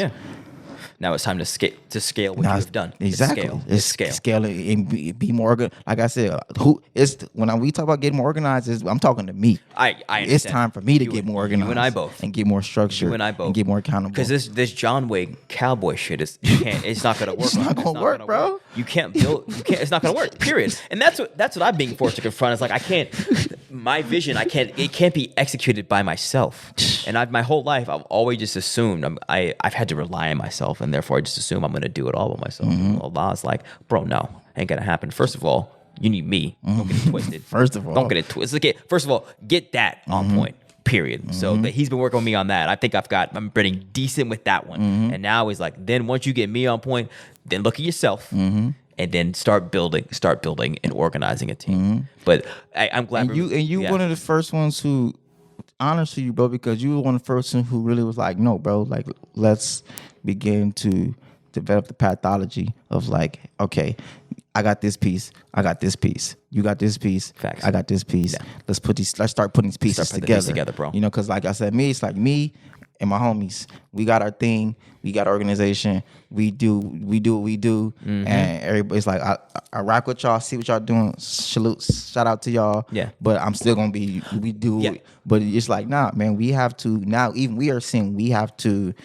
Okay, bring these pieces together. That's right. Because it's deeper than deep. It's deeper than deep, bro. It's deeper than how we feel. It has nothing. We have to. We don't have the luxury of not trusting each other. Facts. We don't have the luxury of acting like we don't need each other. We don't have the luxury of acting like, man, I don't really rock. No, man. Nah. Or I'm not messing with you because you're not a certain religion. Like that shit is so far out of my reality. I'm like, okay, I'm working. What do you do? Okay, what's your skill set? Okay, I understand. I'm already thinking like, okay, that person, they're over here, they're doing that. But my mindset is like just connecting the dots. And so I'm glad we open up with talking about this trauma, because it's that trauma and all the stuff we don't deal with that makes it hard to connect the dots between each other, because we're looking for excuses not to rock with each other, because we see in each other what we haven't confronted about ourselves, right? And that's. We got to get past it. Let's get past it. Business. We got to get past it, bro. You got to get past it. Like, we don't have to fix that problem, because this is a generational problem that needs to be addressed. And let's be real. We have not been given a timeout from civilization to recover to what's been done with. Zero timeout. Yeah. Worse than timeout. We've been impoverished. Yeah. We have been in the still slavery-like condition. So it's like, you got to think, we were put in that condition of slavery. We are still in that condition and have not escaped that condition. That is why we as a people need to separate from the thinking of this world and really get together as a people to heal first and foremost. Yeah. We need to heal. Come on. We have got to heal, or at least start that. And we started it. We're doing it right now. These podcasts are therapy as much as they are business planning sessions. Yeah. It's like, and then we're not the only ones. We're setting it as an example of what can be done. It's like, listen, we got to walk through this trauma. We got to talk about it with each other. Yeah. It's like, it's just now kind of acceptable for black men to have feelings. It's not even acceptable, but it's kind of, we're making it acceptable for black men to talk about their feelings, because for me, it's business. I'm like, okay, well, if we can't get past our feelings, we're going to be stuck in them and not be able to work together, bro. That's what it comes down to me. It's like, I can't work with you. You're going to be interpreting all my words and plans through the lens of your trauma. Yeah. I can't. Well, let me give some more incentives as to why we need to work together. Facts. You get what I'm saying? Because like you said, it is business. Dollars speak, right? How we feel about it, dollars speak. Yeah. Documentation beats conversation. So when we say agriculture is the foundation of civilization, we say that agriculture and farmers are the real ballers, et cetera, et cetera. I want to really let these people see, really let our people really see what's going on. Yeah. You know what I mean? Yeah. Healthy. Give them the reality. Yeah. This is the proposed budget. It's a reality. This is from the state. This is from the state of California. That's right. This is the proposed budget. This isn't me. I didn't do this. This is not me. I understand. You know what I'm saying? Healthy, resilient, and equitable food systems. Governor Newsom proposes $67.5 million to develop a healthy, more resilient, and more equitable food system for all Californians. This package supports a food system that provides nutritional security and education beginning in early childhood, increases food access, and builds stronger local and regional supply chains through key programs. Farm to school, which is one of those things that especially us as urban farmers, we've been so disconnected from, as far as who is growing the food and has the actual business contracts with the school system, and not only the farms itself, but I discuss also the actual businesses, the catering companies, the food producers.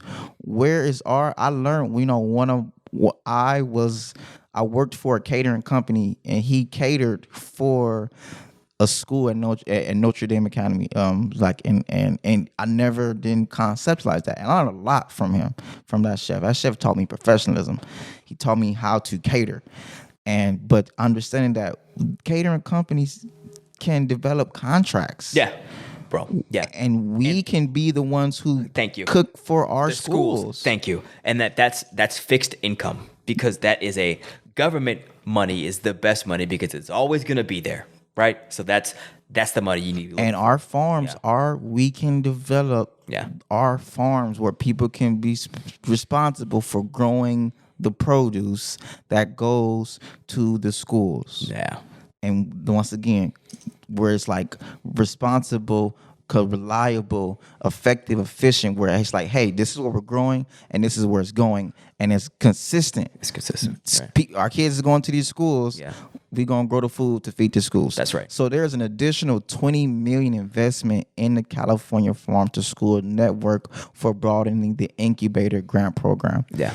Urban agricultural program, which is where we definitely fall into urban. Yeah. $12 million to support urban farmers and community-based organizations in revitalizing urban food systems.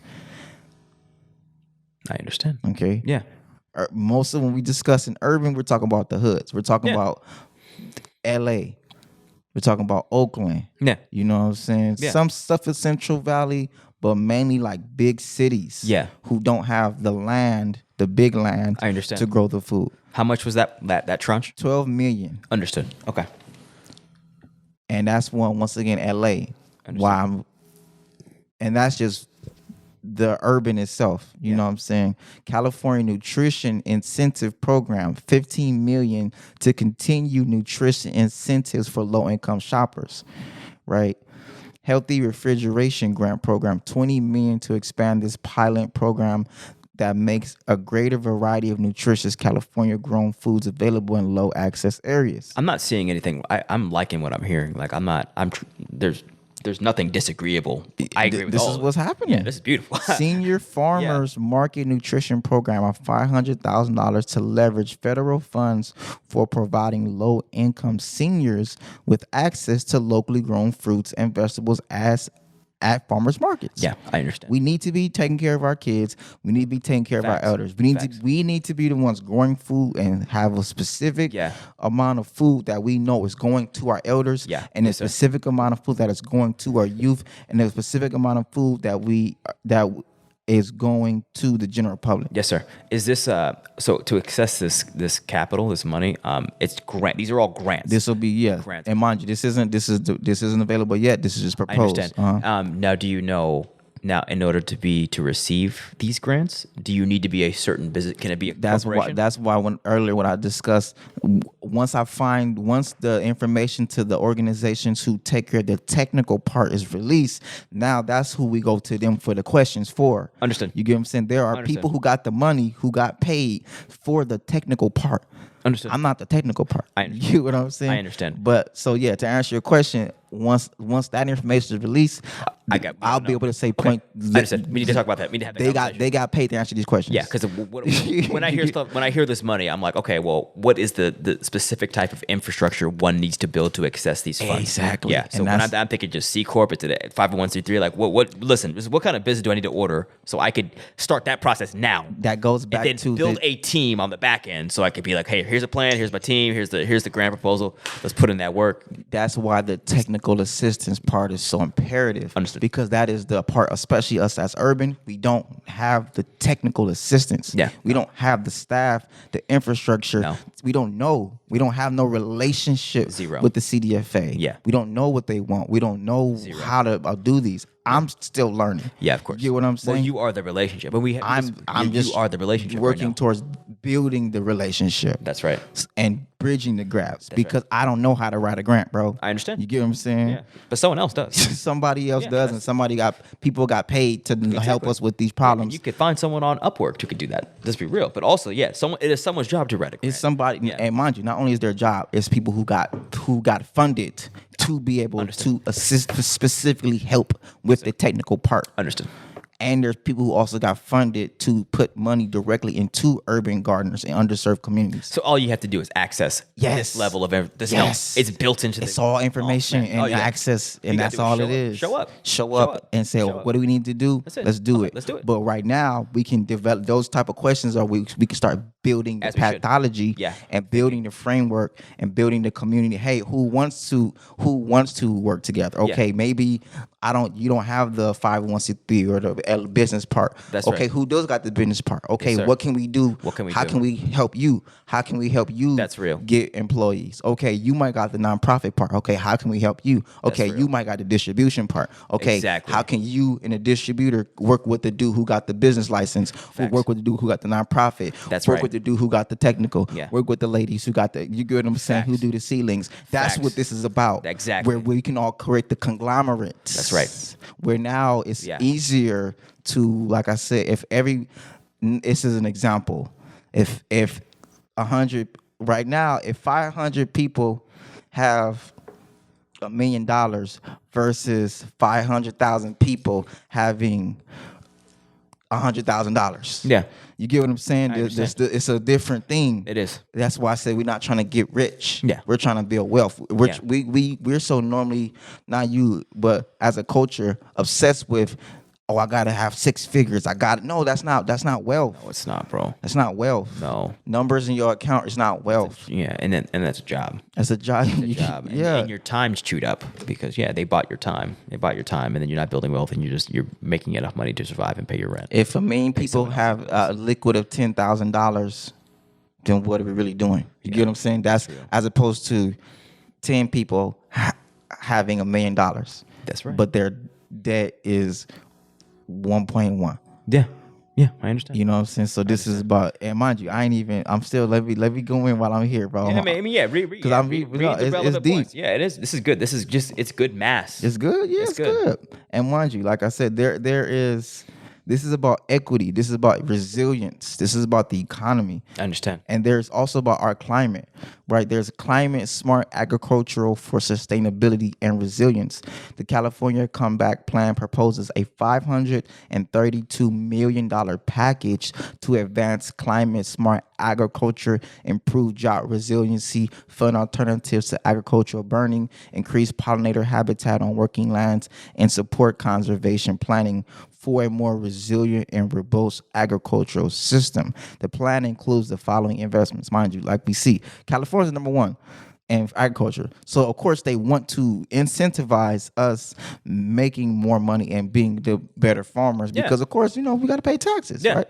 So, but there's still incentives to put things in place. And mind you, we know if you understand the law, and we know there's, of course, there's loopholes with taxes. Yeah, Let's be that those exist. Yeah. Right.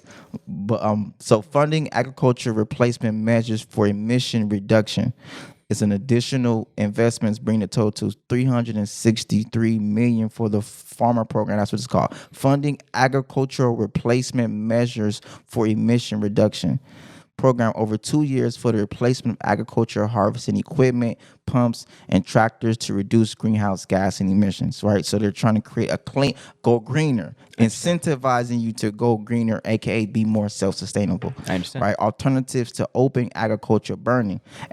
$150 million to incentivize alternatives to open agriculture burning in the San Joaquin Valley. Those are things, mind you, us in LA might not even know about, but people in the San Joaquin Valley, hey, y'all need to tap in. Healthy Soils Program, an additional $70 million to provide grants for on-farm soil management practices that sequester carbon. Understood. You get what I'm saying? Yeah. So you feel me? What's sequester mean? I gotta look that up. Come on.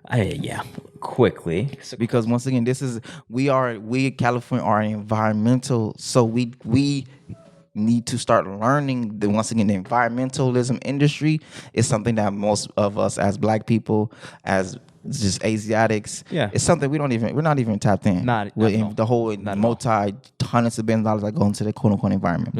No, sir. Sequester. Okay, so to set apart, segregate, but more relevant to the chemistry because it was talking about sequestering carbon, to bind a metal or metal ion in the form of a soluble complex or chelate, CHELATE, by adding a suitable reagent for the purpose of preventing precipitation in water solution by chemical agents that would normally bring it about. This is a chemistry definition, man. There's more words we got to define, but it means to set apart. Yeah. Let's go with mean, that. yeah. It sets apart the carbon. Okay, cool. Yeah. I don't. And so, well, once again, now that we know these definitions, now we can look up the things that needed to do the definitions. Now we can get the funding and say, exactly. okay, yes, shoot us. Okay, we're going to apply for the grant specifically to help us with these things. Now that we know. And that's really, like you said, sequester carbon. It's really information. It's really just knowing, okay, there's money on the table to help us create the best soil. Yeah. So let's learn how to create the best soil, put a plan in action, and then communicate that plan to the state. And then the state says, okay, sure, here you go. Or they say no. Then they say, sure, here you go to everybody, to the other people. Yeah. Now, the people who did get it, let's go to them and figure out what we need to be done or see how we can work with them. That's right. You get what I'm saying? Right. It's happening. It's happening. It's right up now. to us to accept this is happening and prepare and plan and organize and structure. And this information was given to you to relay this information to give people the choice of what you want to do about it. Do you actually want to execute the opportunity to prepare to make a better future for yourself and get educated to do that and to be sufficient, or do you want to keep on accepting welfare and get involved in the industry, get involved in the economy? That's right. You get involved in what's happening. This is what's happening. And we have been removed from what's happening. That's right. And they have acknowledged that you all have been removed from what's happening. That's right. So we're going to put things in place to at least let you all know that, hey, this is what's happening. This is what's up. This is what's going on in California. Yeah, but you still have the people. We still need to make a choice to get to that opportunity. The responsibility is on us. Because to me, it's not about the dollars or about doing it and asking money from the state. It's about us understanding the value and about us understanding what's the industries that are available. That's right. And even if we do it in our respective communities, and even if people don't want to go to the access state, even if people outside of California just accept, like, hey, I didn't even know that was a thing. Maybe let me start looking up what's going on in my state. Mm-hmm. You get what I'm saying? That's real. That's real. You feel me? Yeah. California just California. That's right. But California's it's not limited to California. This is just their proposed budget. That's right. Anybody in Georgia, Miami, Texas, Delaware, look up, okay, wait, this is what's this healthy soil stuff? What's going on with that? I understand. You know? Let me keep going. Livestock methane reduction, 60 million in reduced methane emissions in dairy and livestock operations. We are the least of the dairy industry, but the dairy industry is the number one of the USDA industry. You get what I'm saying? That's where all the money going to the dairy industry. Understood. So even with this livestock methane reduction, 60 million, how many of us are going to even have livestock to even apply for this? Yeah. Good question. So that's a 60 million. Most of us, we can't even apply for. No, a large majority. And that's the things I'm talking. You feel me? Where it's like, well, we need to start getting some cows, bro, in the hood. Yeah, facts. Yeah, and then you need land for those. And it's just and we don't need to, mind you, cows don't need 37 million acres, bro. I understand. You get what I'm saying? I do understand. We don't need 800 trillion acres for cows. Yeah. We can have a couple acres, maybe 1 or 2 acres, and let them cows go do their thing. Yeah. And to learn the art of maintaining cattle, first and foremost, but also then first and foremost, and then to also have access to funding such as this. It's a major part of the American economy. Yeah. It's a dairy. However we feel about dairy, it's happening and it's going on, and people That's right. drink milk and That's eat right. cheese and put butter on everything. Yeah, facts. And eat beef. And you have to start and eat veal. Yeah, facts. And make cow tons. No matter how you feel about it. Objectively, it's happening. I understand. And there's a lot of people doing it all around the world. And then what you also realize is like there's these dairy farmers are multi-generational families. So in order to be, you have to start that multi-generation from the first family. So that process needs to be getting started now, yesterday. And mind you, like I said, I'm plant-based. I'm not here to say we need to subjugate animals for our will, but it would be completely naive and delusional to act like farming cattle has not been a part of the world since the beginning of time. No facts. Yeah. It's a part of what's happening. Yeah, I'm a vegetarian. I don't eat dairy, but we having cows on the farm, bro. Like that's not. You can have a cow and actually treat the cow with the utmost decency and respect and honor. Yeah, which is what they do in You India don't- because the- they understand the importance of the cow. Yeah. Yeah. The way the way our country, the way we treat dairy isn't right. I thoroughly 1,000% agree. But it doesn't mean that dairy isn't a part of the world economy. no. Absolutely not. People do drink cow's milk. Yeah, I understand. However we feel about it. Our cow's milk in our American society is full of Hormones. and all type of stuff. But that's not people drink cow. And cows make a lot of milk. That's right. Yeah. And then with that leftover milk, you can churn that milk and make butter. Yeah, And that's then right. with that leftover butter, you got cheese. That's right. Cheese was an accident. Cheese was them literally saying, "What are we gonna do with this leftover butter?" And then they say, "Hey, you know what? Yeah. This stuff ain't that bad." Yeah. Yeah. You could live 100% on just wholesome raw milk. Milk, Milk is the most. It's milk, butter, and cheese yeah, man. Yeah. are real things, Yes, they are. Yes, they are. Yeah. and we need to get in. Yes, sir. Do we have an expected date of when this budget does get approved? Mid June, June 15th. That's when it needs to get approved by passed by Newsom and passed Yep. by the legislature. Mid June. In June. Oh, okay. So it's coming. Another. I'm gonna skip down a couple. Yeah. Read the relevant ones. Economic recovery and high road job growth. California is committed to promoting an equitable economic recovery across the state, including rural communities and for small and underserved producers and farm workers. The California Comeback Plan proposes $42 million in new investments to support economic recovery, resiliency, and high road job growth through technical assistance to underserved farmers, new farm training, and manager apprenticeships. So technical assistance program for underserved farmers. An additional $2 million for technical assistance and grants for small and underserved farmers. This builds on technical assistance funding through the UC cooperative extension that was previously announced. So like I said, there was already people who got the technical assistance funding, but now there's more where there are, schools, there are institutions, organizations that hey, we can help you. We just let the state know we are the ones who are going to help them. Yeah. We need to be compensated. We need the funding to be able to have our infrastructure in place to be able to help the people. Yes, sir. Right? And then that way now the people can know who to go to for the help. Yes, sir. And now the helpers got even more funding. I understand.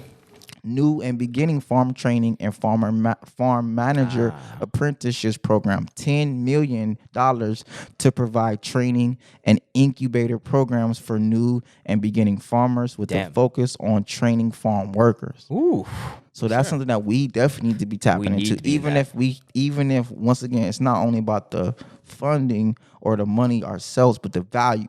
That's right. Even if we don't have the things put in place, we need to know who did get the funding so we can begin to send our people to them and get our people trained. That's right. Okay, who got paid to teach us how to grow food? They got paid to teach us how to grow food. All we need to go send all of our all of our young men, young women who's trying to learn how to be a farmer. Okay. Hey, they just got $1 million, bro. To boom, shoot them over there. That's right. And we're gonna definitely. Because we do the education ourselves. Yeah, that's right. We're definitely going to figure out, go to the technical assistance, figure out what do we need to be able to make sure that we have the things in place to be able to make sure that we can begin to educate, because we already been educating it. We have a whole online class of introduce people to organic gardening, which is horticulture. Yeah. So what do we need to do to tweak it and make sure it's correct? That's and it's equitable. And make sure that things are good, make sure that everybody, I's are dotted, T's are crossed, That's right. Contracts are put in place, everybody's operating effective with honor and integrity, and let's educate our own people and let's make sure we get funded. So that we build the pipeline to this. It's all about building the pipeline. Come on. It's like raising the awareness, demonstrating the value proposition, raising the awareness, and then pipelining people to get those skills. Come on, technical. everything we're saying is in real time. Like we said, there's no cap over here. No, the things we're saying we're going to do are things we're doing. That's right. I.e., why I'm reading this to you. That's right. This is a part of things I'm doing. That's right. And that way the record is showing, that way now the general public knows, because mind you, this is public information. That's right. It's not me this is like a hot take, but it's like this is not something that everybody won't know about. It's It not a just secret. one of the things is we know that especially our LA, we don't have a relationship with the CDFA, so we don't really know too much about what's going on. No. It's like we read the news, okay, yeah, but like, okay, now what? We saw that the money got available. Okay, now what? Yeah. As opposed to like, no, now we can begin to really conceptualize what's really going on. Yeah. And- Making game plans to access this capital. Yeah. As opposed to just having it not being a part of your reality. Like, it needs to be real to people for them to actually be like, that could affect me. I could do something with that. I can do something. I can do something. I can tap in. I can do something. And that is incumbent upon us to just really trigger that light bulb and all. Yeah. Like, I just get them thinking I could do something. Yeah. I may not be able to go get trained, but I know a lot of young boys that need to go do something. Go over here. Yeah, and for the skill set. Also for the ones who right now, where it's like, hey, I don't really. There's people right now, mind you, we're still in COVID. People don't have jobs. People don't know how to feed their families. Facts. People are trying to figure out how can they take care of their families, bro. How can they? Hey, this is the way. This is the way. For those who are on the fence, who don't really know what's going on, don't know how to. There's some jobs that are about to be developed. That's right. There are a lot of jobs that's about to come. And for those who are on the fence, who don't know where direction to go, I'm going to say, come on this side, come work with us, not for us, come work with us. Yeah. And let's link up arms and get up under somebody LLC. Take upon responsibility. Yeah. Because there's so much work to be had. You have to be responsible and feel responsible. And you cannot feel responsible in that pathology of victimhood. Mm-hmm. Which this is what ties into what we were talking about earlier. Mm-hmm. It's like it's time to rise up out of that level of thinking that you can't do anything. Facts. You can't do anything. And even the ones who already got a bag. Okay, you figure out, where do I invest my yay. Come invest into some of these LLCs and some of these 501c3s. Come and donate to some of these. You see that if you come donate, come invest, come volunteer. That's right. Come, you feel me? Yeah. Come invest into some of these small farms, some of these beginning farms. That's right. Or invest into the actual agricultural stock market itself, the commodities. Hey, you might look into some commodities, look into some California commodities, because it's you get what I'm saying? Even from, I'm not giving financial advice, but let's use our logical brains here. Mm-hmm. If there's going to be a surge into the agricultural industry that came from capital gains, there's probably going to be some more capital gains coming in the future. That's right. Yes, there will. 1 + 1. You get what I'm saying? Of course, I understand what you're saying. So this might be a good time for those to invest into. There's no excuse not to get involved, right? Yeah, on some level. Yeah, on some level. On some level, bro. Yeah. If people don't want to do the farming, invest into some farmers. That's right. There we go.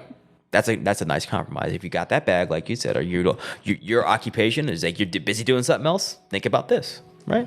So invest in the farmers, or send someone who does have the time capacity to a farm to get trained. But like, there's no excuse at this point not to be someone involved in agriculture, given the shock of what we just went through about food supply and COVID, right? Mm-hmm. So no, the time is now. The time is now. The urgency is for us to feed ourselves. That's right. It's time to feed ourselves. Yeah, and then get educated on the food supply. I'm gonna finish it out with this last key investments in water infrastructure, drought response, and climate resilience. Climate change is making droughts more common and more severe. How do we feel about this stuff? This is happening, right? Yeah.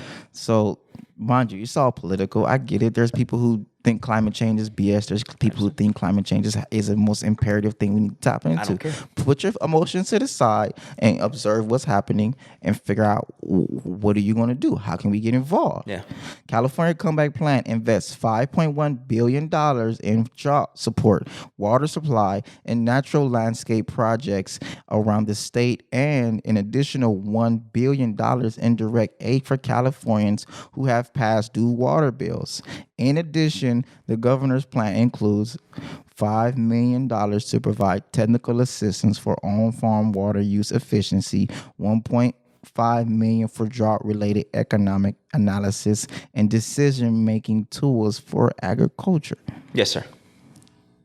So there's so many ways that we can get involved. Yeah. Right? Yeah.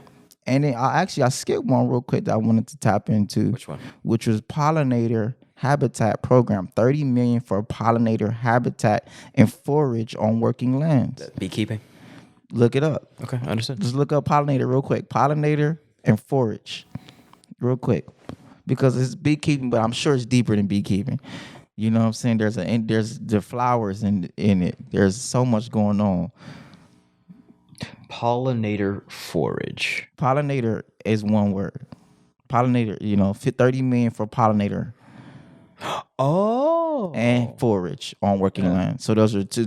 That's one funding. Okay, so pollinator forage. That's just the agriculture through which bees can come and pollinate. So it's not beekeeping. It's just the forage. The flowers. Putting the things in place. Yeah, exactly. So nice. Which is its own industry. You get what I'm saying? A natural hive. You could be the person who just puts the flower. You can be the person. You can be the specialist who makes sure that we just go around LA County. What flowers do we need for bees to come? Yes, sir. You get what I'm saying? And you could be the guy, or you could be the lady, or you could develop the team. You could be the one who starts the LLC. Yeah. You get what I'm saying? Yes, and sir. y'all just specialize in that. That's right. Yeah. You get what I'm saying? Yeah. Nice. And that's when I'm talking about agriculture. Agriculture is like, we got to accept there are ways where we can just be the ones who do the things that we do. Yeah. And touch a bag. That's right. And help our community feed. You can be the guy who just grows strawberries. That's it. I'm growing strawberries. Yeah. Or, hey, I'm growing grapes. Yes, sir. Hey, I'm growing zucchinis. Hey, I'm growing lettuce. Hey, I'm growing almonds. Yeah. Hey, I got the cows. I got 3 cows, and that's it, bro. I got my organic milk that I want to bring to the farmer's market. And, of course, there's a lot of things put in place. I'm sure that's something we need to learn, but we need to start learning. That's right. Because... keyword, just start. Just start. We need to start because it's happening. The time to start is now. The time to start now. Start, but without the intention of immediate gratification. Get rid of that notion that you need to expect the bag immediately. Yeah, it's not. That's gotta go. But what we seeing with this is that there's a way to touch one right now that we can put things in place to facilitate us long-term growth. Mm-hmm. You can seize the opportunity and then facilitate building the infrastructure for long-term wealth. That's right. Or just long-term sustainability. Like I said, it's not about the dollar amount. It's not about everybody touching $1 million. It's about us collectively raising our vibration through infrastructure building. That's right. Where now everybody's up a little bit more or a lot of bit more. That's right. So it doesn't matter who's a millionaire or not. We only sensationalize these things because we still make it something far-fetched and abstract. That's right. If we're all up 50, 60,000 and we making 50, 60,000, but we're not all in debt. Yeah. I understand. It's a whole different conversation. Yes, it is. We're used to saying, "Oh, people, you making 50,000, you broke," because we're used to somebody making 50,000, their debt is 60,000. Yeah, that's why you broke. Yeah, but making 50,000 annually, I don't care nobody say you're not broke. No, you're not broke. No, if your debt is.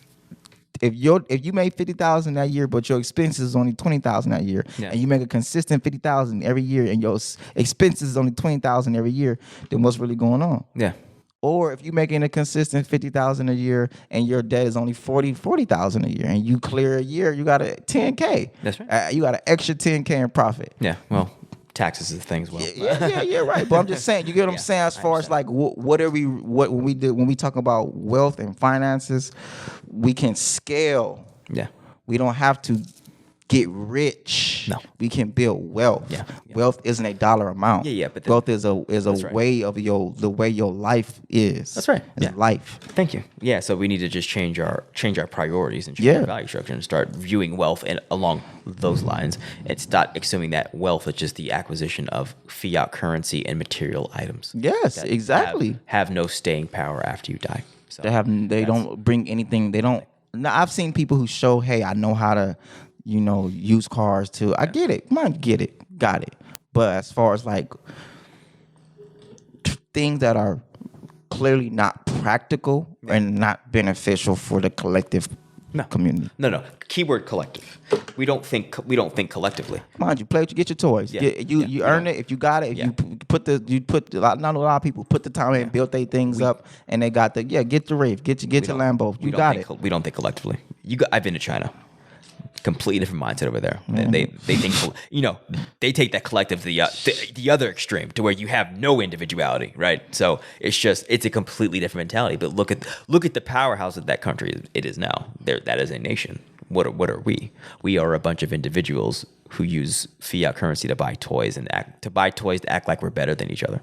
Period. Yeah, and mind you, I've seen it firsthand. I've experienced it. I have experienced these things, and I have saw from my own two eyes, from my own personal experience, from the relationship with these things, with these fancy toys, with these German engineerings and stunning and shining on everybody. It doesn't validate you because they're just cars. That's right. They're just really, I'm telling you, bro. So it feels cool. It feels cool. Cars that someone else made. It feels cool.